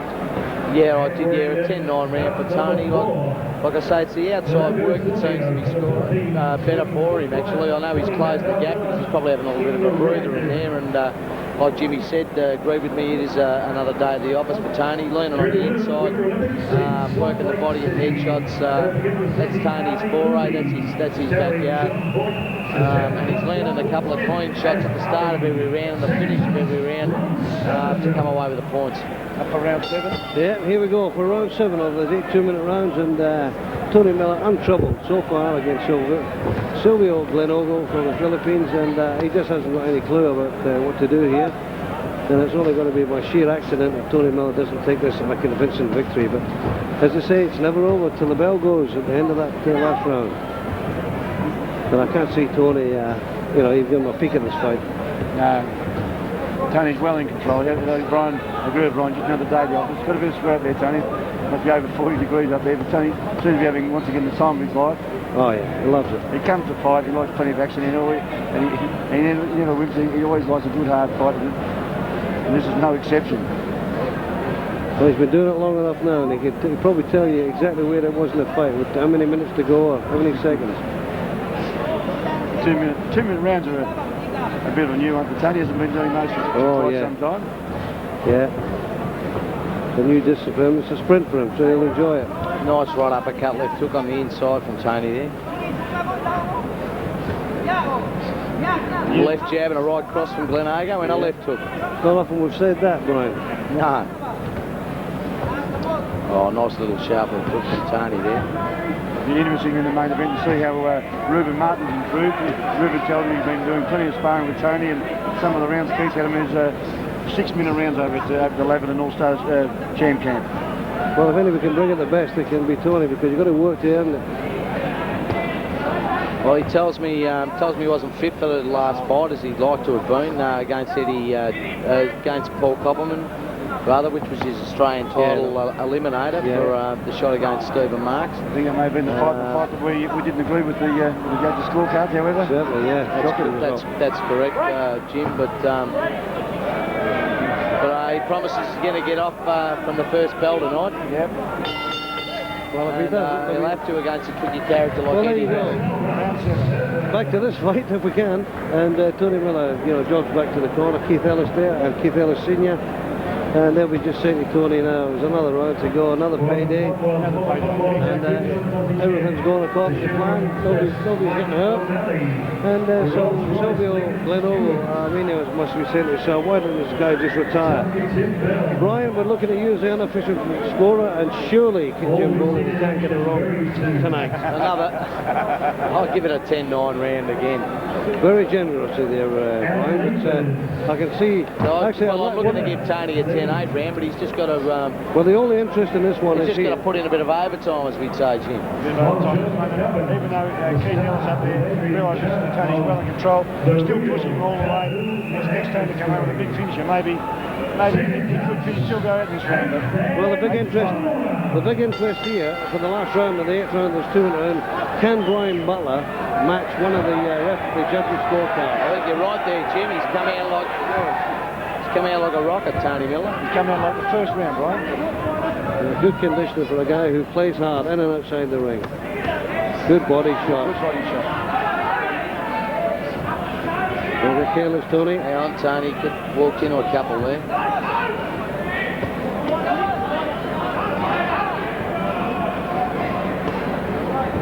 Sylvio's definitely going to have a shirt full of sword ribs tomorrow. Oh, for sure. Oh, Tony will do the pat on the way out there. He loves to fight, Sylvio. Look at him smiling away. Oh! Should have kept his hands up instead. He went to shake hands. Protect yourself at all times, says the referee. Oh, good shot there. Oh, he's going for it, Glenago.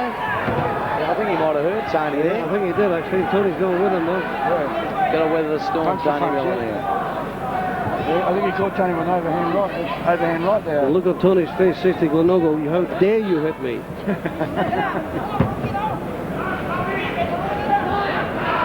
Underneath by Miller. Good 47 punch there, up the top.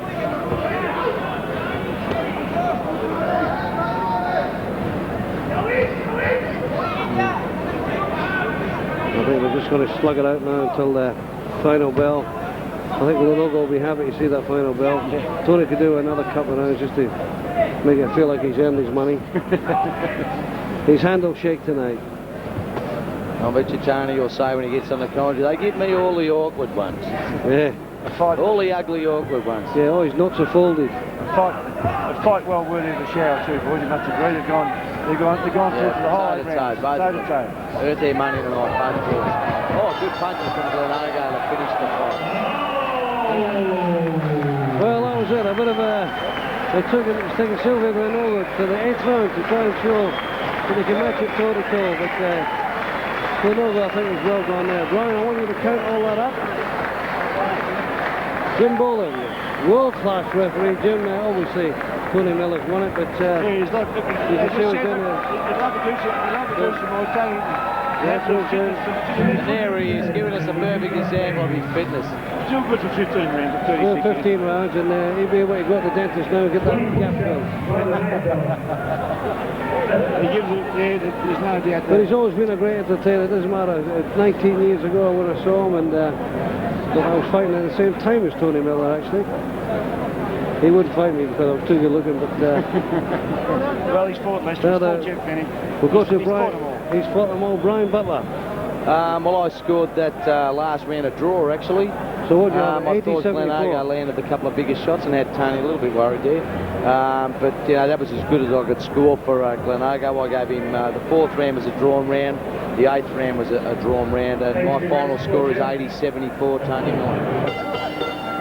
Ladies and gentlemen, before we announce the decision, how about a big round of applause for these two great fighting warriors, Tony Mad Dog Miller and Glenago Sylvio.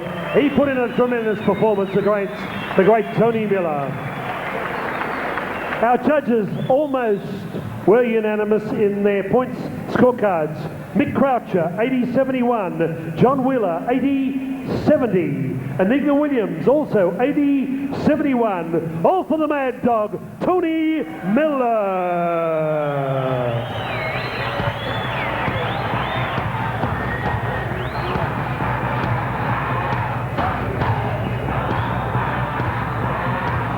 How about a big round of applause for Glenago Sylvio.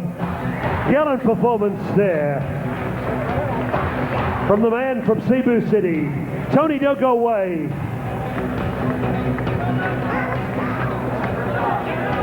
Tony, push-ups. After a fight, what's going on?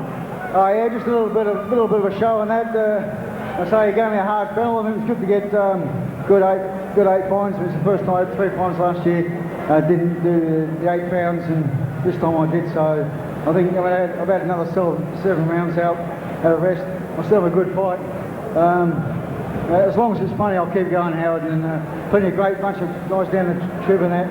And they're the best guys, and they're going to help me heading out. And it's been great, and thanks to Keith and all the boys from the gym, and they're the boys that keep me coming, keep me going, and Brian, keep going. It's too hard to get a sort of weight, get a K, while I'm working. So I'm hoping I have 2 or 3 more fights, and hopefully I'll be all right, a bit sharper for the workout. Okay, 2 or 3 more fights for the Mad Dog, Tony Miller, Keith Ellis and the team.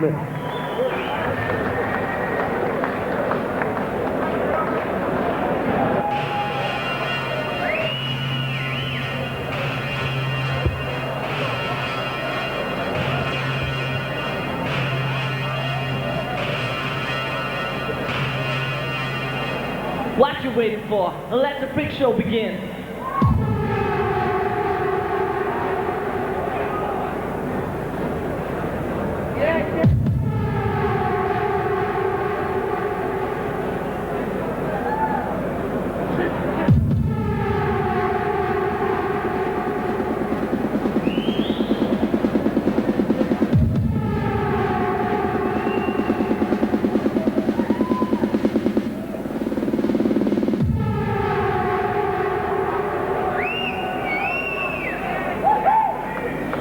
Let's begin.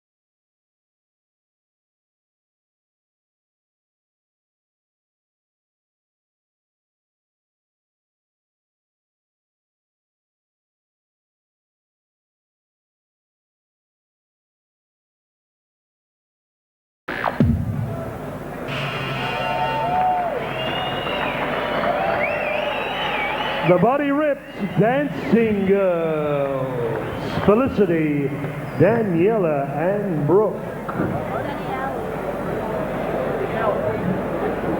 Danielle, thank you, management headed by Vern Stewart.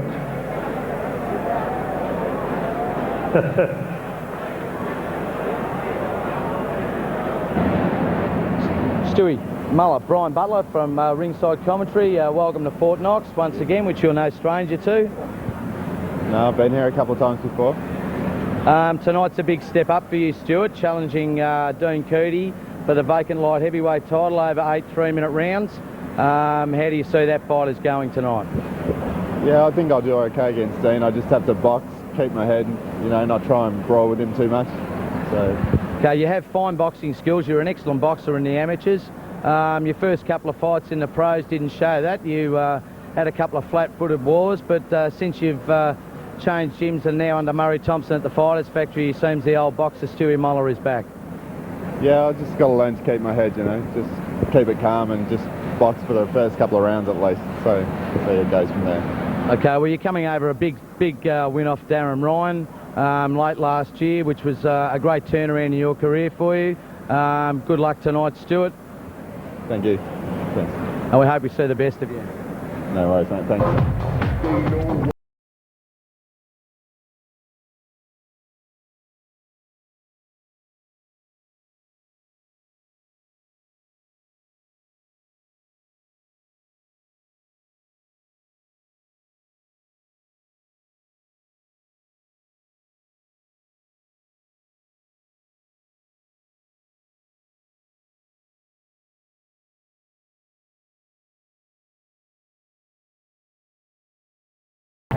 Welcome, Peter Hunt, the restaurateur extraordinaire.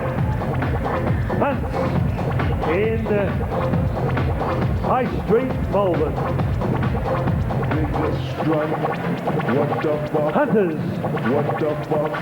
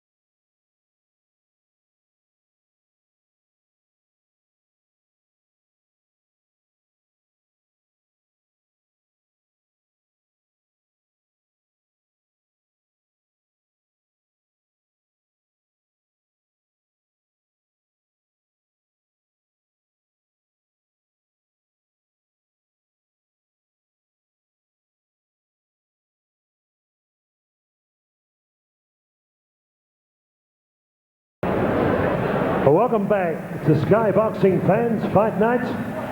Murray Thompson on his first big show for this year has packaged 2 Victorian Championship fights. A double-header featuring the hot new talent in this state. Our first of the double-header Victorian Championships is for the vacant Light Heavyweight Championship, vacated by Kevin Murray. Ladies and gentlemen, when the bell tolls for the first of 8 rounds of boxing, your referee in charge of the action, James Boland. Judges assigned to this bout under the 10-point must system, Anika Williams, John Wheeler and Michael Croucher.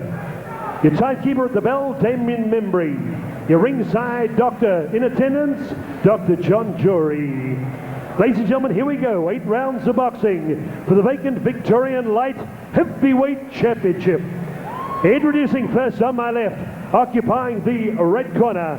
He's been a boxer, kickboxer for more than a decade. Last year in kickboxing, he captured the IKBF Light Heavyweight Championship of the World. 31 years of age from Mornington. Recently bought some valuable property on the Mornington Peninsula, scaling 78.80 kilograms with Anthony Berry. Billy Manane in the corner, wearing black trunks, a la Mike Tyson. Would you welcome, ladies and gentlemen, Dean Keady. And across the ring in the blue corner, proudly now part of Murray Thompson Fighters Factory Gymnasium in Blackburn. From a beautiful part of Victoria, the picturesque Kalarama. In professional boxing, 4 bouts, 1 win, 3 losses.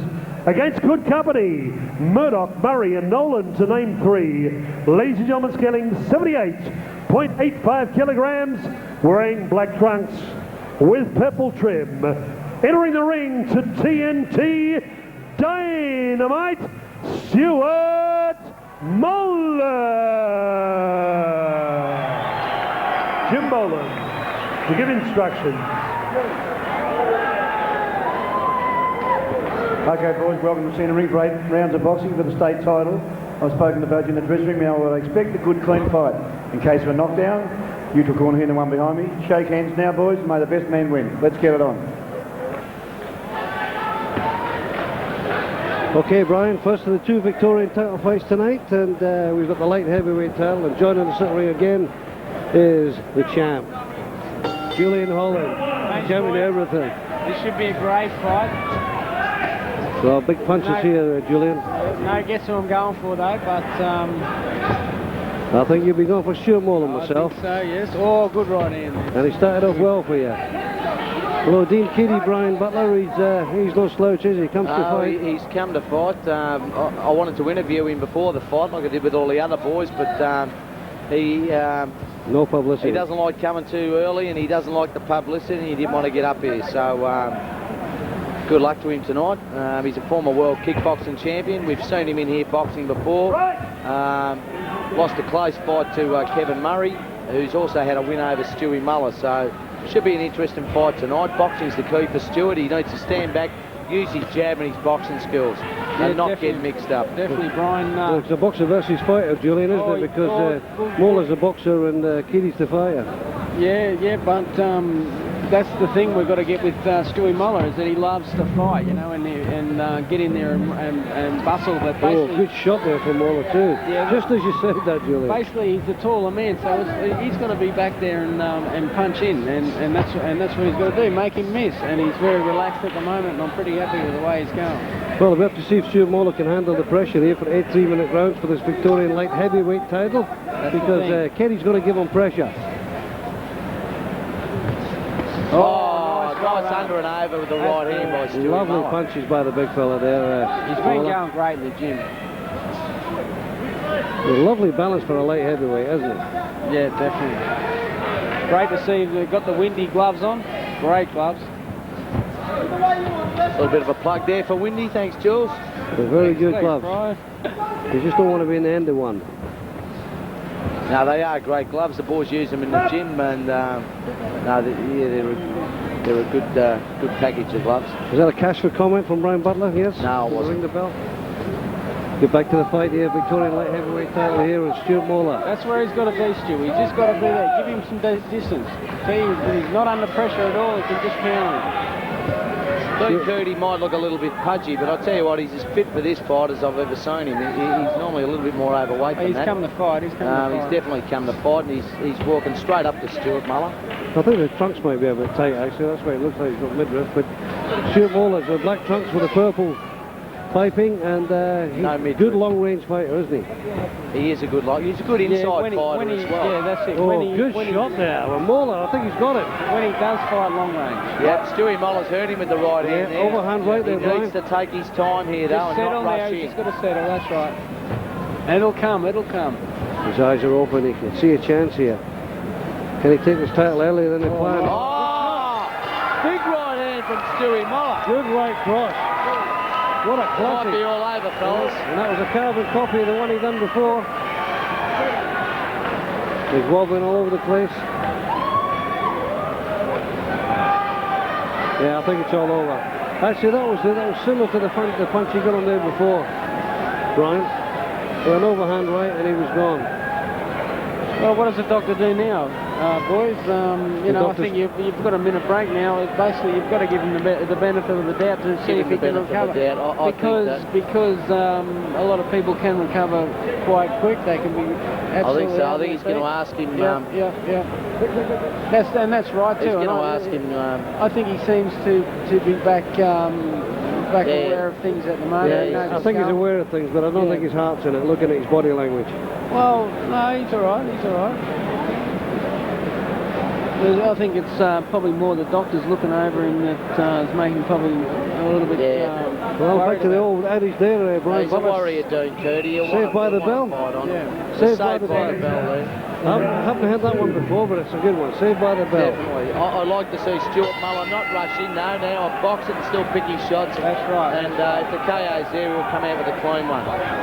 He doesn't want to smother himself here.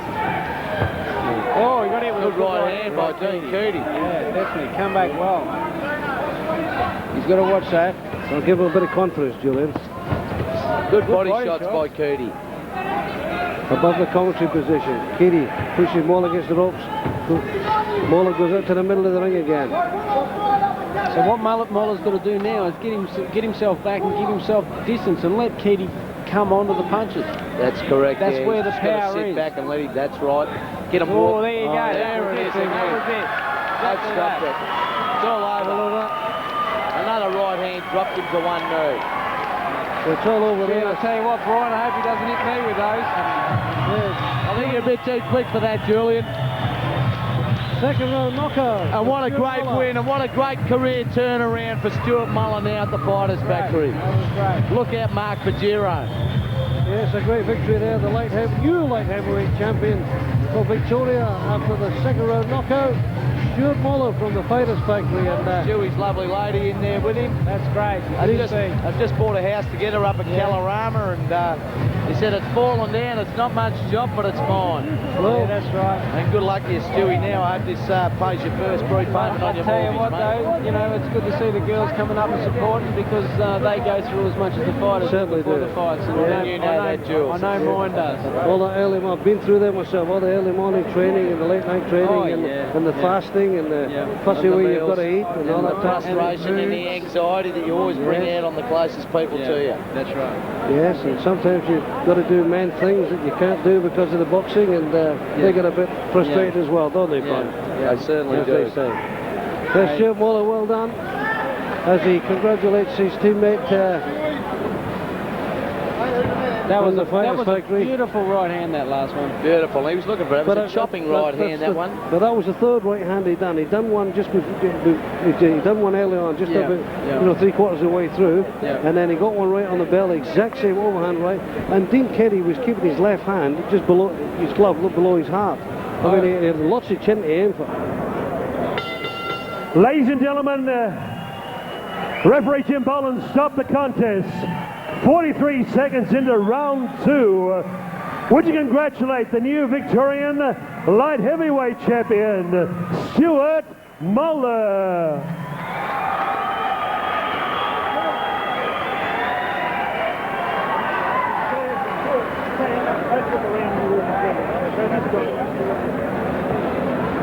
Okay, the championship belt to be affixed by former Commonwealth and 3 times Aussie champ, Sam King Solomon. On behalf of Stuart Duncan, Self-Communication.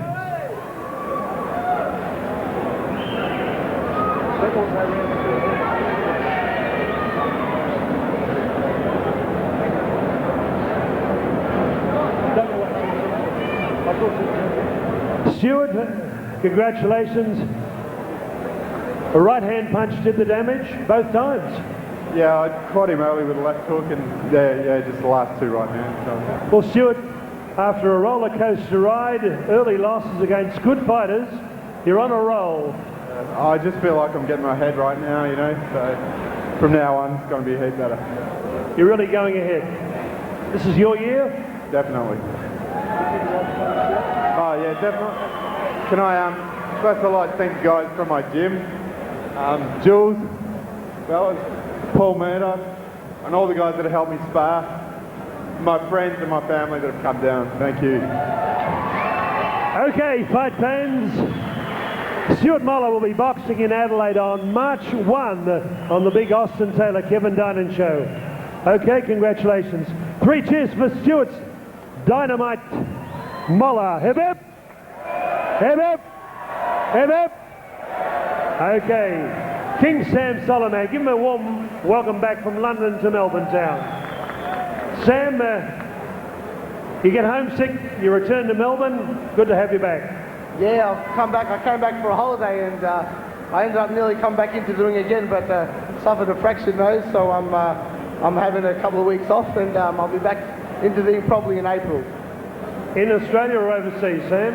In Australia, April 19th. I haven't got a set place or opponent yet, but I'm looking forward to it. I've been doing some running and keeping fit with actually a 12-year-old boy whose the name is Troy Duncan. And now it's my honour to introduce the chairman of the Professional Boxing and Combat Sports Board, Mr. Bernard Balmer, to make a special presentation of the 2nd annual Ron Casey Memorial Award for Boxing Excellence. Thank you, ladies and gentlemen. You recall that Ron Casey, who's a legend in this sport, passed away in mid-2000. The board decided to create a memorial for him in the form of a belt which has the Casey crest on it. Our own Murray Thompson won it here last year. We awarded it to him for his contribution to the sport, and this year for not only work with street kids, underprivileged kids, judge, referee and boxing trainer, we've chosen John McCubbin to be the recipient of the award this year. If John could come forward.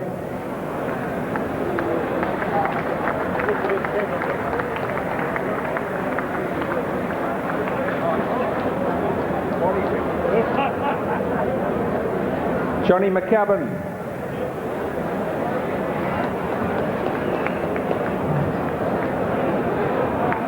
John, it's with great pleasure we present this award to you, and I hope it brings you fond memories. I'm very honoured to receive this belt from Ron Casey's Memorial. When I was fighting, Ron was #1 man, TV ringside. He kept the boxing going in Victoria and mainly around Australia. He put Johnny Famechon, Lionel Rose on the map, and to be honoured in this way has been great feeling and terrific to me, and I'm very honoured. And I would still like to thank the board for electing me, and everybody else that's done with boxing.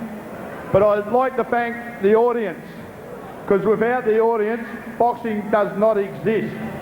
And all you people that come along here every so often and put your heart and soul in it, because the boys are putting their heart and soul in it, I thank you very much. And hopefully next year, and I honestly, another man will receive this, and I know the thrill he'll get out of it. And really, thanks to the crowd for coming tonight. And put your hands together for yourselves, honestly.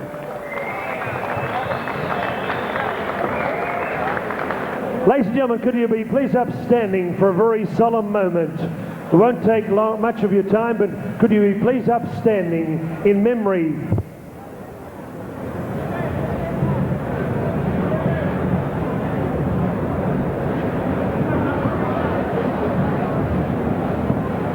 Could I have absolute quiet, please, as we pay tribute tonight to Terry Riley.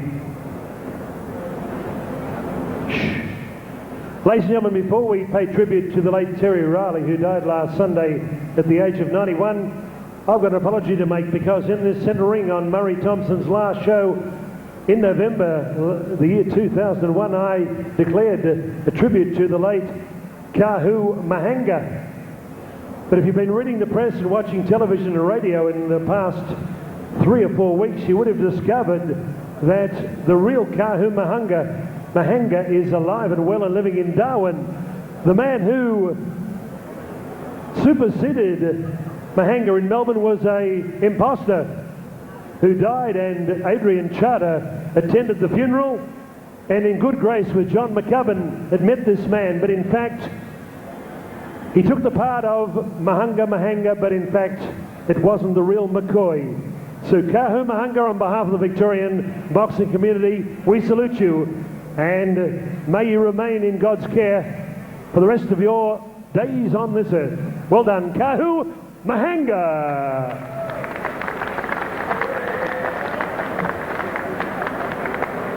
But we say God rest the soul of the late Terry Riley, 91 years young. He died last Sunday, and I thank Jack Rennie and John Stanley for a short biography on Terry Riley's wonderful career. He had 70 professional fights. He was Australian junior welterweight and welterweight champion. 70 professional fights, and then in 1966 to 1976, the whole journey of TV ringside, he was the #1 referee in Victoria. And as Jack Rennie said to me last weekend, 70 fights, a whole life in boxing, Terry Riley still remained a very handsome man. And for those who not boxing, to live 91 years is a testament to the sport. Terry Riley, Ron Casey was proud of you, John McCubbin and Bernard Balmer, and all of you. May God rest the soul of the late Terry Riley, arguably Australia's finest referee. 91 years young and a 2 times Australian professional boxing champion. Dame in memory, would you toll the bell 10 times in memory of the doyen of referees, Terry Riley.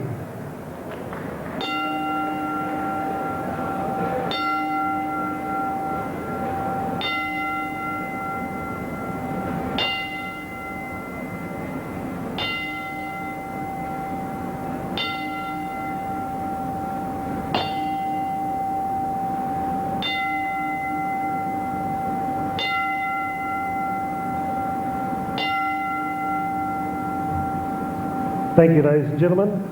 Congratulations, John. Thank you, Adrian and Bernard Balmer. Rueben Martin, Brian Butler from Ringside Commentary. Welcome to Fort Knox once again. You fought a great battle against Paul Copperman last time, and we all thought you left your run a bit late, but you came home and got the nod, and that put you in line for a national title shot with Stephen Marks. But that has been held up, I hear. Yeah. Just taking it one fight at a time, take Eddie Delic tonight, yeah, and then I've got another fight after that. I don't know. Okay, tonight you defend your Victorian welterweight title against Eddie Psycho Delic. How do you see that fight going tonight, Rueben? He hasn't been over the rounds too much. He's the main event. He'll probably play on his mind a little bit. Doesn't really worry me. I'm fit this time. Last time I wasn't fit. I struggled to make weight, not eating, saunas for a week. Feel strong, feel good. But just... Yeah, right. I'm just going to go for it. Well, let's hope you don't leave that rung too late tonight. Okay, do you have a game plan for tonight? Just listen to what Keith says, man. Whatever he says, yeah, just fight and box him more. Take it to him, mix different stuff. Yeah. Okay, congratulations on your career so far, Rueben, and let's hope you have a good night tonight. No worries, mate. Thank you. You're welcome.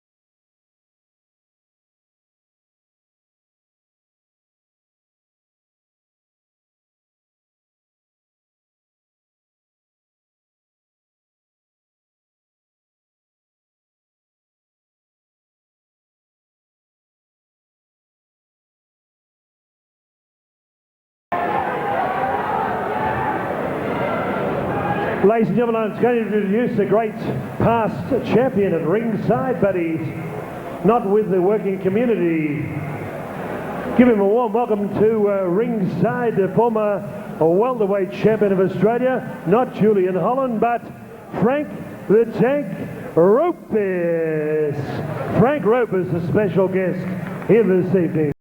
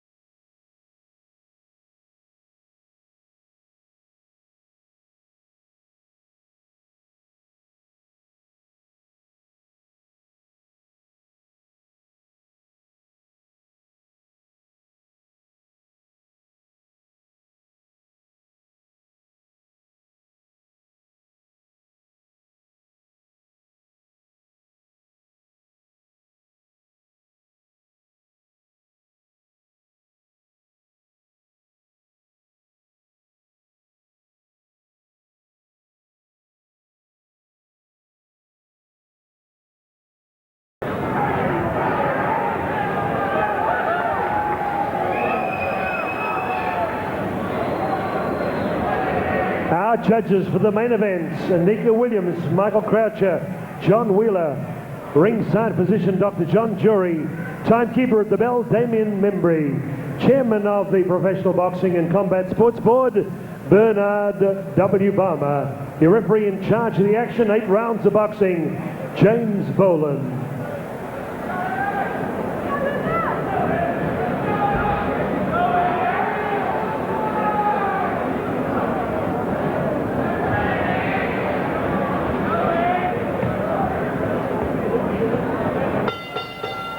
Fight fans, here we go with our main event of the evening. 8 rounds of boxing for the welterweight championship of Victoria. When the bell tolls for the first of 8 rounds, your third person in centre ring, James Boland. Ladies and gentlemen, introducing first on my right, occupying the blue corner, the challenger with Bruce Hoare and John Merkovich in the corner, from Noble Park, North. 31 years of age, kickboxing champion of Australia and amateur boxing champion of Australia. In professional boxing, 4 fights, 3 wins, 1 loss. Scaling 65.90 kilograms. Wearing red, blue with white Western Bulldogs colours. Ladies and gentlemen, the challenger, Eddie Psycho Delic.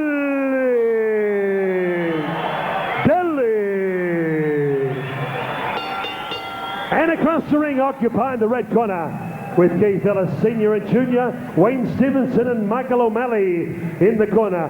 The defending champion from Altona proper, working out of the Albert Hotel in West Footscray, scaling 66.20 kilograms, ranked number 5 in Australia. 7 fights, 5 wins, 1 draw, 1 loss. Ladies and gentlemen, defending welterweight champion of Victoria, black trunks with white trim, Rueben Martin.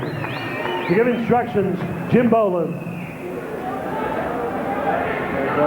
Okay, Eddie, Rueben, you know, expect 8 rounds of boxing for the state title. I don't want any rough stuff. I'll put you both up. Rueben, cut this out. 8 rounds, neutral corners, 1 hand and 1 behind. Got it, 8? Okay, let's get it on. Let's get it on!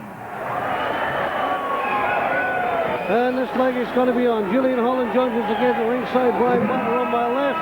Victorian welterweight title. 8 3-minute rounds. And it's started early, Julian. The boys are fired up. And the crowd are pumped. Starting straight away. Rueben. Bruce brought him out, all right, that's it. Yeah. Well, it's a chance fight for the last time we saw Rueben Martin, because he took him to the 8th round to start fighting against Popplewell, the boy from Tasmania. But I think Eddie Delic will make him fight. I think there's going to be a lot of in-close rough-house tactics going on. Well, this is going to be a brawl. I Well, think Jimmy Boland doesn't look he's going to take any rubbish from the boys, so that's good to see. You know, if it's a brawl, it's going to suit Rueben Martin a little bit more, isn't it? It will. Eddie Delic's a beautiful boxer. That's pinned to the corner. So really, in hindsight, all this stuff now is suiting Rueben Martin at the moment. Yeah. He's a cool character, Rueben Martin. He's a cocky fellow. He's very confident. He moves, you know, you can tell by the way he moves up. You know, he doesn't fear his opponents very much. Eddie Delic is the sort of fighter who's got to get up for a fight, I believe. You know, he's got to psych himself into it. Yeah. Which he did against Solomon Egberime. Good uppercut there from Eddie Delic to Rueben Martin. Martin in the black trunks. And Martin, as you see, doesn't worry. I saw him lying in the dressing room with a Walkman on his ears and anything. So they're nice and calm, but there's going to be hard work here for both boys. 8 3-minute round. Oh, good uppercut. Nice uppercut by Rueben Martin. Delic has a little smile there. Nice jab. I think the picture's going to tell the story here. Left rip in there on the shoulder. Shot That's nice. That's good work from Rueben Martin. With Eddie Delic, he moves his head well. He's a very evasive fighter. And Ruben's leading with the jab and then hitting with the right hand to the body. That's good work. Good tactics. Wear him down, Ruben. Wear him down. I think what Eddie Delic's corner will be trying to urge him is just to settle down. Yeah. He's really fired up with it. I should have settled down a little bit now, which is good, because I let them go to their own strengths. He's got to start using that jab, though. Good left there from Rueben Martin. Through the defence again. Moving right from Martin. Delic's counters. Good left from Delic. Jabbing at the left now. Slapping right from Rueben Martin.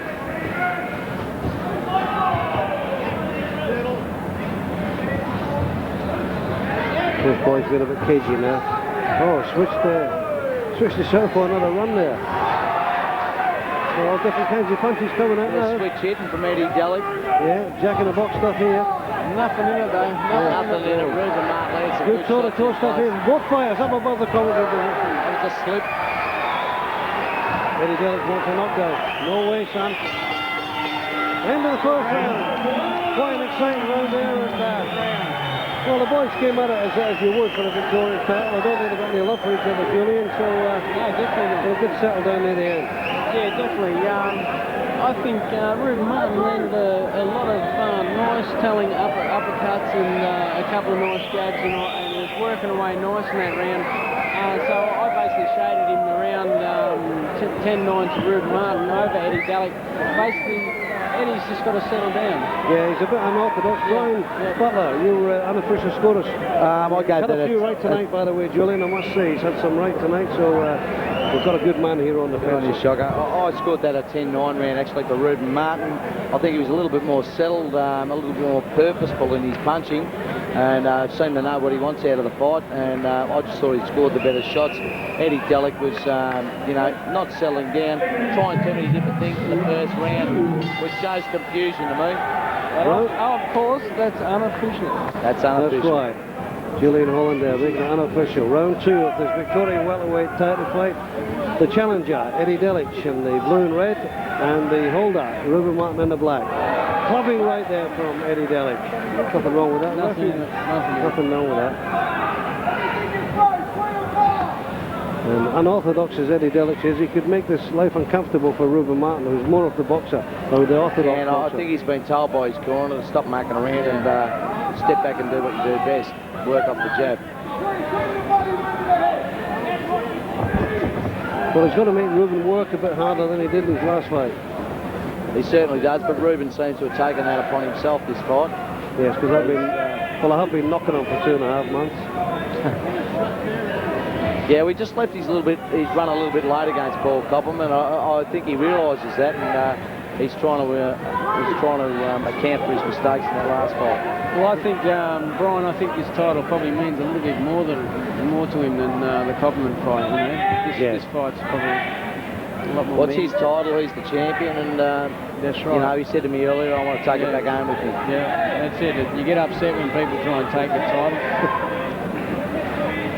Well, you'll be bringing one back from England, Julian, so don't worry about it. I definitely will be, Shocker. Oh, nice right hand. Left hook from Eddie Delic in place. Well, a little bit rough there, but I think Jimmy can let him go a little bit there. No, just a little bit of a head clash there, man. So they're getting ferocious now. Delic. Oh, good punches by Delic. Good right hand through front from the nose of Rueben Martin. He's got all the showmanship, Eddie Delic. He's got a half an alley shuffle he just scored some nice punches in there. His confidence is back up. Yep, and he's a little bit of an alley shuffle as well. Good punches. Great punches from Delic. Three right. Good counters. Three right hands. Three right hands are setting Rueben Martin right down. He's got very good reflexes, Eddie Delic. Yep. He's fighting off the cuff.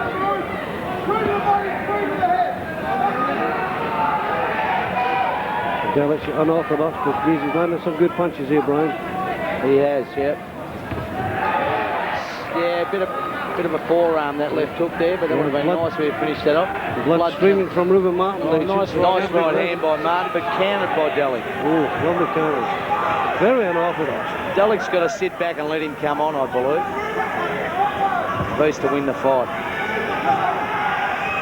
And he's throwing them from all angles, Eddie Delic, which is catching Rueben Martin right off guard. There's one thing. Good punches by Rueben Martin there too. One thing about Rueben. That was a great round. Great round there. The second round was a title fight round. They're two styles of fighters, and Ruben's a fighter that'll go all night. Eddie Delic's flashing fast and hard. How's the fight going to pan out? Basically, you know, that's why you ask yourself. Well, it's a good contrast. All down to conditioning, Julian. That's right, and that's what we've got to. We'll see in a couple of rounds how the boys have trained up for this fight. I definitely give that round easy to Eddie Delic. Well, Ruben, Julian, let's go unofficial score of Brian Butler. And Brian, how do you see it? Complete turnaround, Shocker, from that first round. I gave that a 10-9 round to Eddie Delic. So after two rounds, Julian, as Julian said, the flashy fast work in that hand, and it worked. Yeah. One round apiece. But I still think Ruben's doing a good job because he's working away hard and long. He's got to not settle into that plodding mode though, Ruben, which he can do. He's got to keep up in the pace. Yeah, but if the pace is high and then we've got 8 rounds to do it, you know. Ooh, good shots there. Both of them hitting from behind. Rueben Martin, the champion. Smiling at Eddie Delic. Yeah, you're throwing a bit of blood on him. That's all part of the love. Good shot there by Delic. Delic is getting home some lovely shots. He's got good eyes and good hand speed, Eddie Delic, good reflexes. But can be quite untidy at times. Yeah, it was very effective. He's throwing them from wide and handsome. Another nice left hook. Get through Martin's defence. Martin's got an uppercut, yeah. Good uppercut from Martin. Fighting his way back into the contest. Good shots to the body by Delic. Good right uppercut left hook from Delic.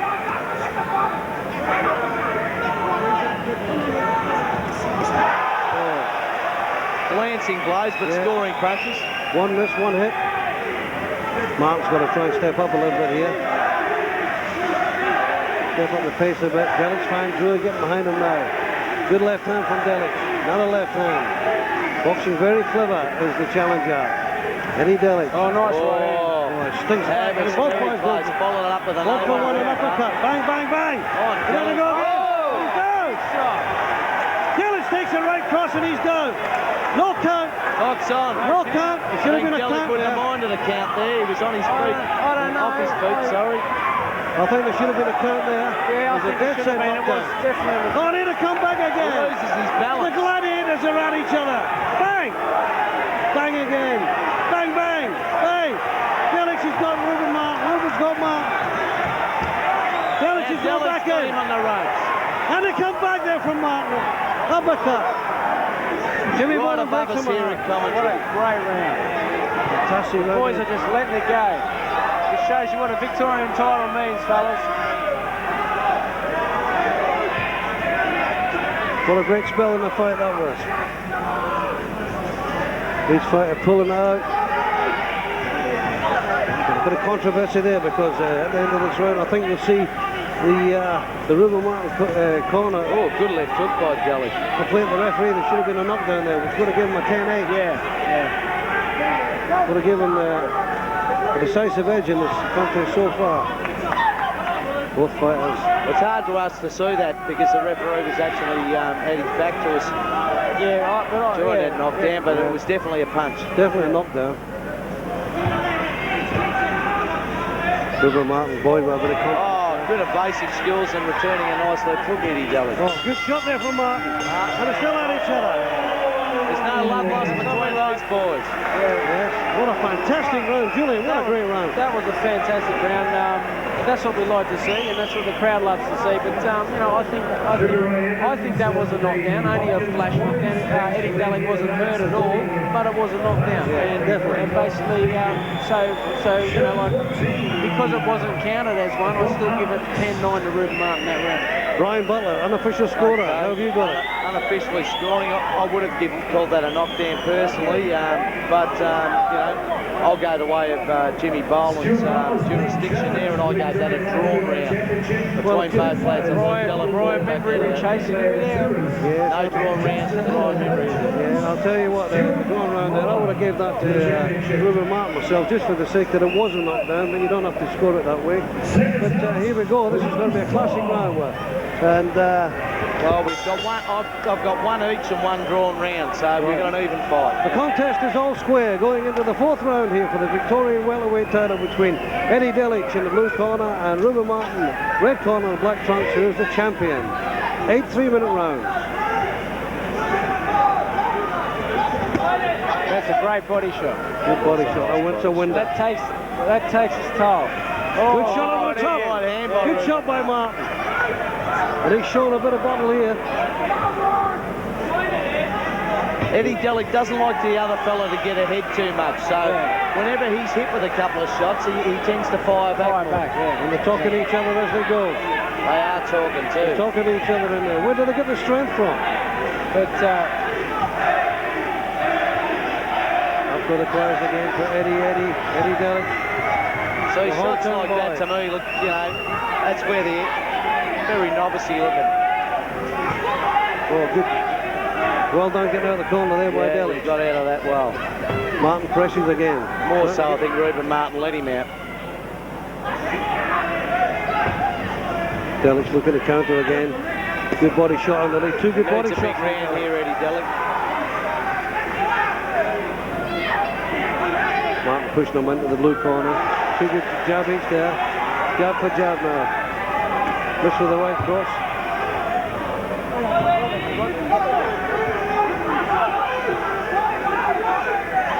Corner screaming for Rueben Martin to up the work rate.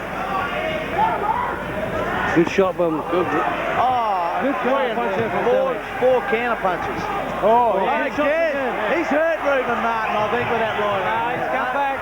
He's come back well. Ruben threw a nice right hand of his own as well. They're both unloading. Delic's just running a little bit of puff after that flurry. Yeah, he's hanging on there. Yeah. Martin should press that now. He should press into the corner. There he goes again, right over the top. A good counter from Delic. Delic fights back. You're right there, Brian. You were just saying that before, and he just, as soon as he gets hit a couple of times, Eddie Delic comes firing back. He never likes to let the other bloke get ahead. I noticed that when he fought Solomon Egberime. As good as Solo was, he couldn't stretch the gap between him and Eddie. Good punches there from Delic. Pressure issue again. Uppercut there from Martin. Over the top from Delic. Underneath, over the top from Martin. And here he comes back again. Eddie Delic scoring with flash punches all the time, but Rueben Martin's just working away. Oh, good shot. Delic pushes in here. Pushing into. Bang, bang, bang in the corner. Rueben Martin's covering up. Delic is powering home. Underneath. Uppercut. Yeah. There goes the bell. Into the fourth round. Beautiful round.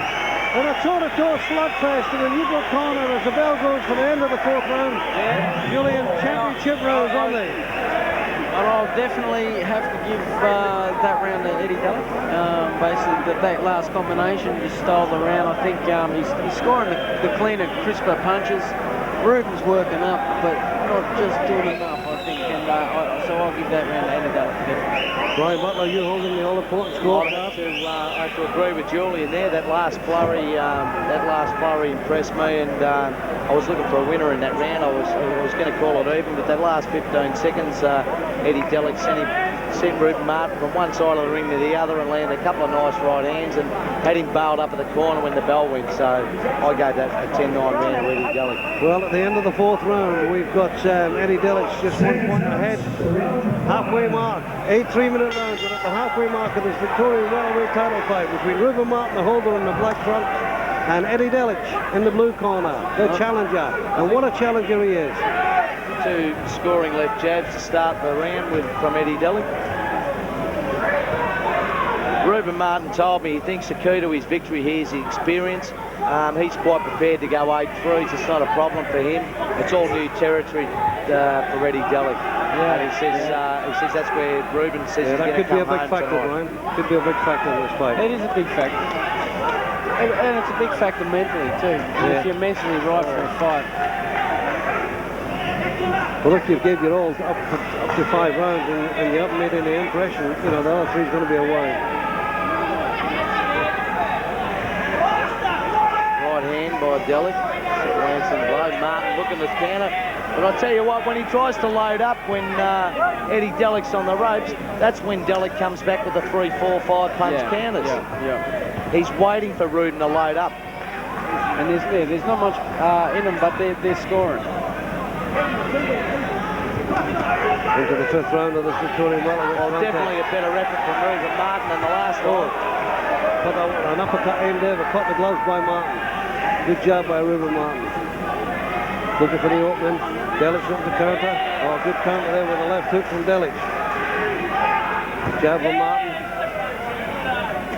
Oh, good over the top right there from Eddie Delic. The ball steps in between the fighters. Good uppercut there in the body over the top from Martin. Back comes Delic. It's punch for punch here in the Victorian welterweight title. Punch for punch. 8 3-minute rounds. We're in round 5. Eddie the Psycho.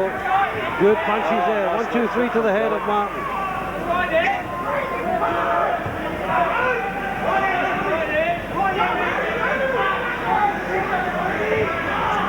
Delic over the top misses. Looking a bit sloppy there, Eddie Delic, looking a bit tired. Well, I think both boys who went at each other, I mean, they're both feeling the wear and tear. Over the top right there was He's not going to win with that overhand right, Eddie Delic. He's got to work up his jab. Well, he telegraphed that one for sure.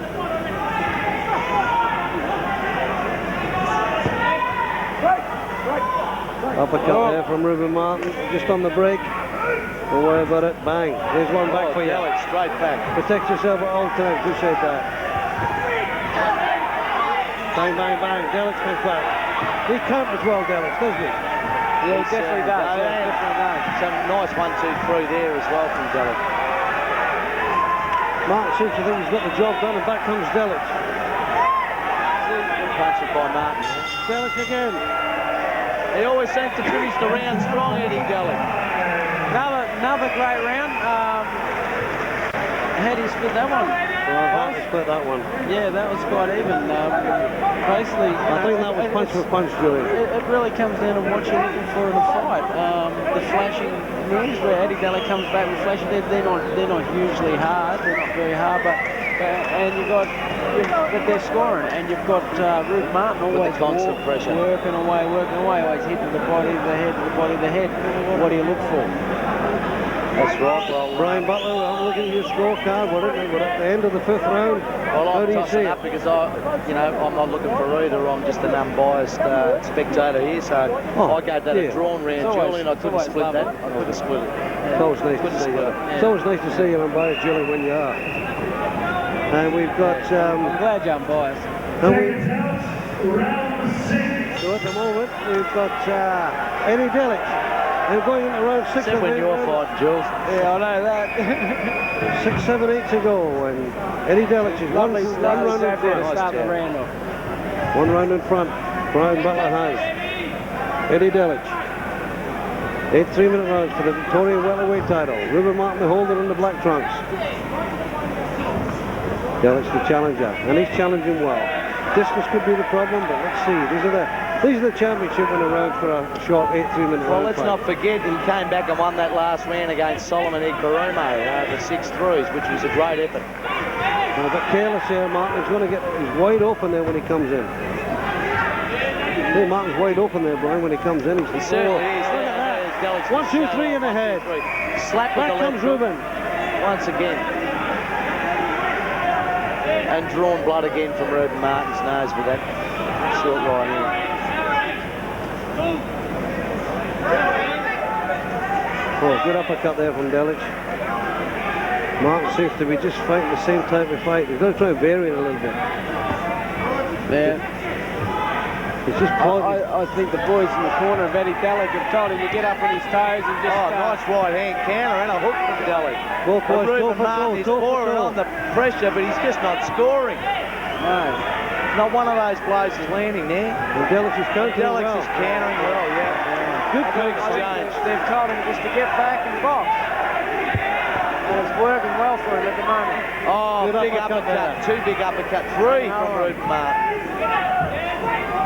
Might be the key for him when he comes inside. Good left hook there from Delic. There's not a lot of power in his punches from Martin, you know. He's starting to slow. He's starting to struggle a little bit here. Lunging over the boys have worked pretty hard up until this point. I think whoever gets their second win the first, I'd say. Yeah. Both boys are overreaching a bit here. Just taking a breather. And you're allowed to do that. Takes a lot of energy, a lot more energy to miss someone than it does to hit, I thought, John. Oh, definitely. Every time Martin throws his left-right combination, he leaves himself wide open. I think Rueben Martin feels he's going to pour on the pressure here to win this fight. And Delic just keeps sneaking around. Up above the commentary position, they go punch for punch again in this Victorian welterweight championship fight. Oh, good shot there. Back comes Delic. Bang, bang, bang. Bang again from Delic. See, Rueben landed the two bigger shots, but Eddie Delic landed about 5 others. Yeah, he came back with 5 good ones, Julian. You flicked it in one. That's right. It depends what you're looking for in a fighter, Jules. Well, you give me 2, I'll give you 5 back. Yeah. Great round there from Eddie Delic. Both boys fought well, but I think Eddie Delic, I mean, he got 3 in, he got 5 in, and that was the case of the fight from the first bell. It comes down to numbers, doesn't it? That's what it is. If they count the same amount of punches as we are. Yeah. It's always lovely to see, boys. Yes, it is. 2 good fighters in the ring. That's right. I hope you're not talking about the trainer bending over there, Julian, eh? Yes, I think he is. Brian Butler. Let's have a look at the scorecard. We're at the end of the 6th round. 2 rounds to go in the championship. 2 rounds to go. I gave that a 10-9 round to Eddie Delic. So Eddie would have to be 2 rounds in front. Or 3 rounds. I've got it 2 rounds in front. I've got him 2 rounds in front too. That's good. And how's things at the Sunshine Tech? 59, 57. That was the year he went to school. Here we go, round 7.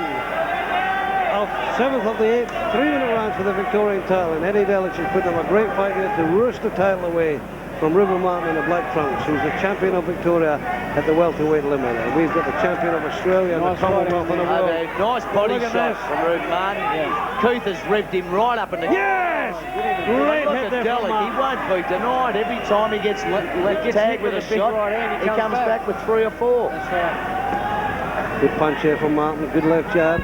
If you can keep him at the end of that jab and get in with a right and get out again. But he can't get out.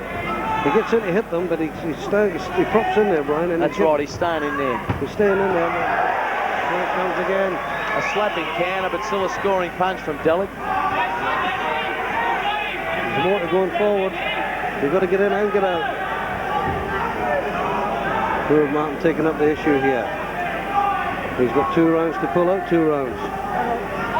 This is a better round for Martin. Because Eddie Delic's just conserving himself for a big finish. He probably knows he's a couple of rounds in front, Julian. Yeah. Maybe just conserving himself for that final finish to catch a judge's eye. You never can tell, lads.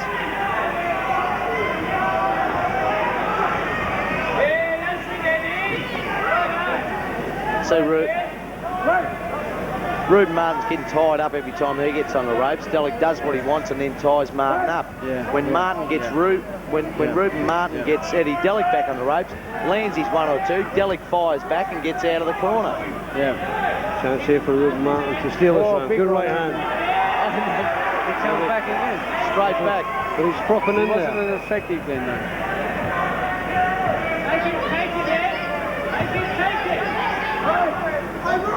None of them hit.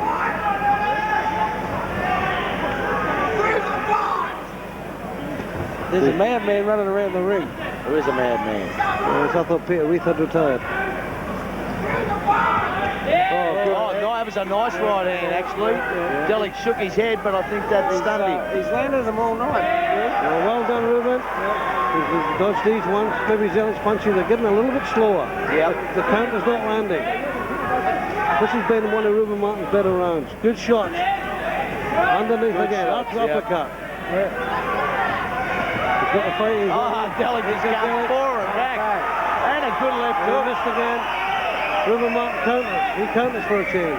Good uppercut from Martin. Underneath. Right hand left hook from Eddie Delic. It's punch for punch all the way. Jab and hook from Delic. Good shot. Great right cross. Good right cross. And another one. And they're coming toe-to-toe here. And there's blue corner. And the end of the 7th round. Well, a great round there, I think, for Rueben Martin. Definitely good comeback round for Rueben Martin just to get himself back into the fight. Back in the picture, Julian. You know, Eddie Delic still landing the sharp shots, though, but there was a couple of big cracker right hands there that are getting through, and basically you've got to look at those. I think the that was power a good shots to me won that round for Rueben Martin. Eddie, and he made Eddie Delic miss a couple of times with his counters. He's been landing with the 3 and 4 fast counters. How do you see it now, Brian? Better work from Rueben Martin. I've got Eddie Delic ahead by a point going into the last round. Well, that's the best way to have a fight. 8 3-minute rounds for the Victorian title. And this is a championship round, isn't it? I mean, nobody's won it yet. So there's 1 point in it, and it's a big round from Martin. He can steal it on out. That's right. Basically, who wins this last round wins the fight. I've got it. And who wants it the most, fellas? That's what I love in a fight like this. It's who wants it the most. So they're going to bring it out. Well, this is a good way to finish off. It's going to be a great round. Finish off a program like this. It all comes down to the last fight, the last round, and we're down to the last minute. Who wins this? Wins it. Rueben Martin, can he win this? Can he hold on to his Victorian welterweight title? Here, Rueben Martin. Can he hold on to his He's been landing that right rip all night, which I like. Nice flashy work from Eddie Delic. Good shot there from Martin. Both boys landed good shots. Good hook from Rueben. Good hook by Martin, Martin's trying to storm home here. He knows it could be a little bit behind. Delic needs a big finish too. Both boys. Left hook from Delic. And another one. Delic is just catching them off balance. It's making the punches look a lot harder than they are. Martin's got to get himself set here. Good shots underneath from Rueben Martin. Good work from Delic. A right uppercut left hook inside. Flicking out the jab. Both boys boxing well. Rube just keeps working away. He is. He's plugging away and he's scoring with that overhand right. I think Eddie Delic thinks he's ahead on points, and he's just got to dig deep try and rest. He's got to dig. But he's also tired. He's also tired. You can see the way he's breathing. What a great fight! Nice uppercut. And that was an uppercut he got for nothing there because it was wide open. There comes back. Rueben Martin just a bit bemused here, looking for a big finish. Now's the time if he's going to do it. Rueben Martin pushing it hard now. He's caught one for his trouble. He ran into that one. He's trying so desperate. Desperate. He's got to do. Scoring Eddie Delic in close. And Martin. They come back and the other one comes Both boys unloading. Well, this is when you really love to unleash with a big hook here.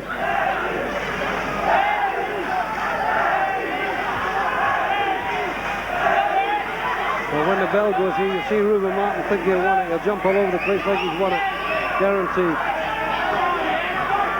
Good job from Rueben Martin. Oh, he's inviting trouble here. He's leaning in.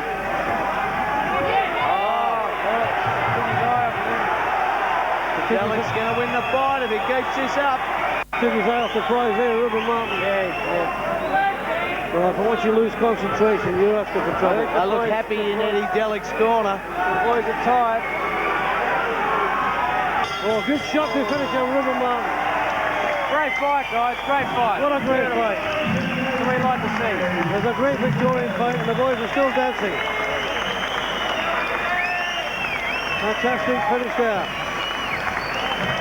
Great finish there. Brian scored that last round. We want to check up on you. So Brian Butler gets hard at work. He scored all the fight. Add them all up. Brian, good fight. Well done, Eddie. Good fight. Well done, Rube. Great fight. What a way to end the evening. And a great program. Oh, we should finish with a great fight. There was a great fight there. Julian, you'll be happy with that fight. Oh, yeah. Heck, two you're not up-and-coming young welters right behind you there. That's right, and you know, basically that's what it is. It's up and coming, and they're on their way too, up to the top, and basically shows you the meaning of the fight. Well, you've been there. You won the half yard. You won the Queensland State title, and that was over 10 threes. And have a look at the scorecard, Julian. We're going over with Brian Butler now. We've got a Rueben Martin 76, Eddie Delic 78. Yeah, I'll give that last round to Eddie Delic. He brought out some beautiful punches. Start with that left uppercut, scored a few in close. Wouldn't it be? Yeah. And Keith Ellis is just asking us. Well, the last time we told him, a lot of slaps. Keith's indicating from Eddie Delic. That's. But he also. That's like, I suppose that's Keith's raising a good argument, I suppose, because it's got to be the knuckle part of the glove. And, you know. Well, that's true, but they've you know, Rube's got a bloody nose, so they can't be too many. I think it's a nice gesture on behalf of the sponsors that girl comes with a belt. Oh, it's great, yeah. Well, this is going to be interesting. Don't forget here, ringside with Brian. With Body Rip products.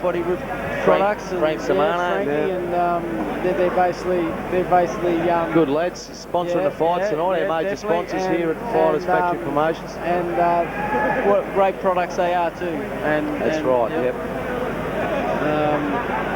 I've been on them for a while and I'm loving them. They're great.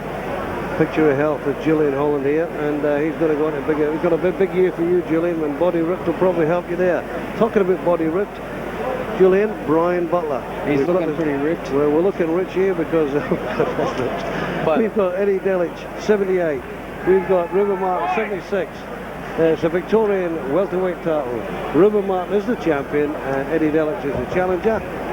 A bit of controversy going on here because it all depends on how the judges scored that round with the knockdown that wasn't counted by the referee. But it's taken a long time for the scores to come up. Yeah. So I say it's going to be close. And basically, if they're going to be seeing what Keith Ellis is blowing up about slapping and punching with the knuckle part of the glove, it could go the other way. You just don't know. It could be. Well, if I'd have scored that round. Well, here we go to the ring announcer, Howard Leigh. Ladies and gentlemen, for the Victorian Welterweight Championship, we got the scorecards. Mick Croucher, 78-74. John Wheeler, 77-75. Adika Williams, 78-74. Unanimous decision, and a new welterweight champion of Victoria, Eddie Psycho Delic. Well, we have a new Victorian welterweight champion, and Eddie Delic. Isn't that lovely to see Rueben Martin placing the belt round Eddie?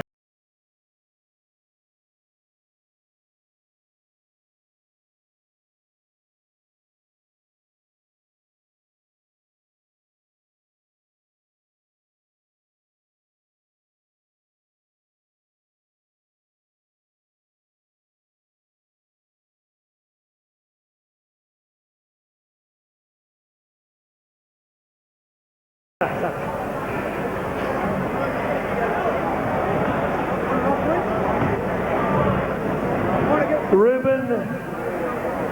he sort of just outfoxed you a little bit. You're always walking forward, and he just sort of caught you, counter-punched you, and how did you see it? Yeah, he's a bit shifty. He's a good fighter. I'll be back, you can't win them all. I've only been boxing 4 years, man, I've got years to go. Maybe a rematch, would you consider that? Yeah, I'll bring it back next time. Next time, a different result. Keith Ellis, come across, Keith. We say you can't win them all, Keith. Eddie Delic is very shifty. I knew he was shifty. I've always liked him, but you've got to take what you can. But Ruben's only learning. He'll be back. He just needs more fights like that. And congratulations to Murray. Congratulations to Eddie and the boys, and we'll catch up with them. Okay, Keith Ellis and Rueben Martin. Before we talk to Eddie Delic, how about 3 cheers for the new champ? Hip hip! Hip hip! Hip hip!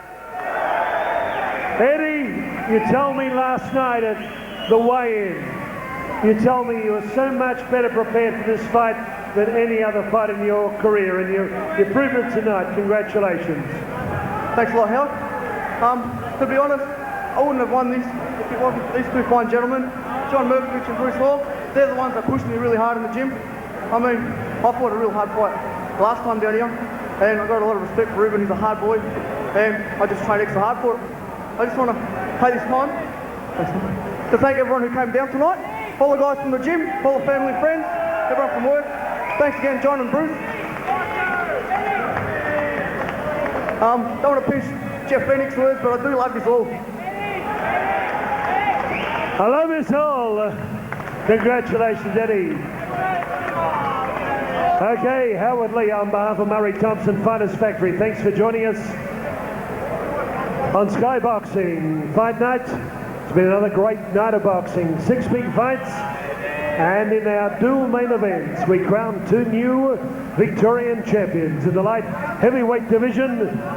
Stewart, TNT Dynamite Moller, captured the Victorian light heavyweight championship with a second round stoppage of Dean Keady.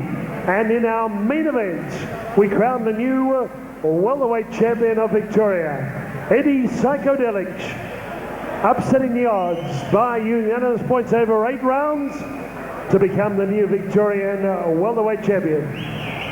Howard Leigh on behalf of fight fans around Australia, saying goodnight from Fort Knox. Protect yourself at all times. Hallelujah. Keep boxing, keep punching. See you soon. Well, another great night of fights here at the Fighters Factory, Fort Knox, Knox Netball Centre, the Victorian welterweight title. Hard fought, great end to some great programs tonight. Eddie Delic won the Victorian welterweight title. He took it from Rueben Martin. Julian Holland, what a great fight, and being a welterweight yourself, you must be looking over your shoulder and seeing this little fella Eddie Delic. Not worrying you at the moment, but these are the guys coming up, aren't they? Yeah, but that's great, and it's great for Australian boxing that you see such talent coming up through the ranks and basically raising the level of what we've got to do, you know, so we can't slacken off. We've got these guys chasing up our tail, so we've got to keep working hard to stay there, basically. There's some great fights on the programme tonight, Brian Butler. There certainly were. I look at the big improvement by Stewart Moller tonight. That was a great win for him over Dean Keady.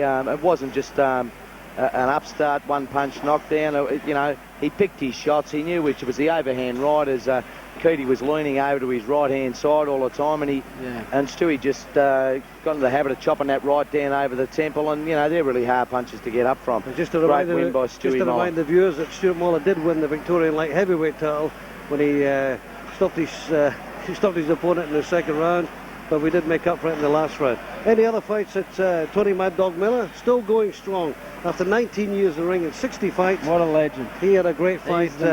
Flat out, and he's still mad as ever. He knocked 7 bells out of Sylvio Glenago from the Philippines, and that was a hard fight. And he's still as fresh as a daisy at 37.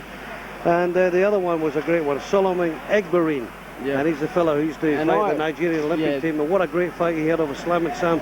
Definitely. Slamming Sammy Aukuso. I think Solo, I think he will be the next Australian welterweight champion. I think you know, I've done a lot of sparring with him, a lot of work with him, and you know, I can't see a lot wrong that he does wrong, you know, and you know, he's going great, and I think they're just placing him up and taking their time with him. But when he's ready to step up, he's going to take the lot.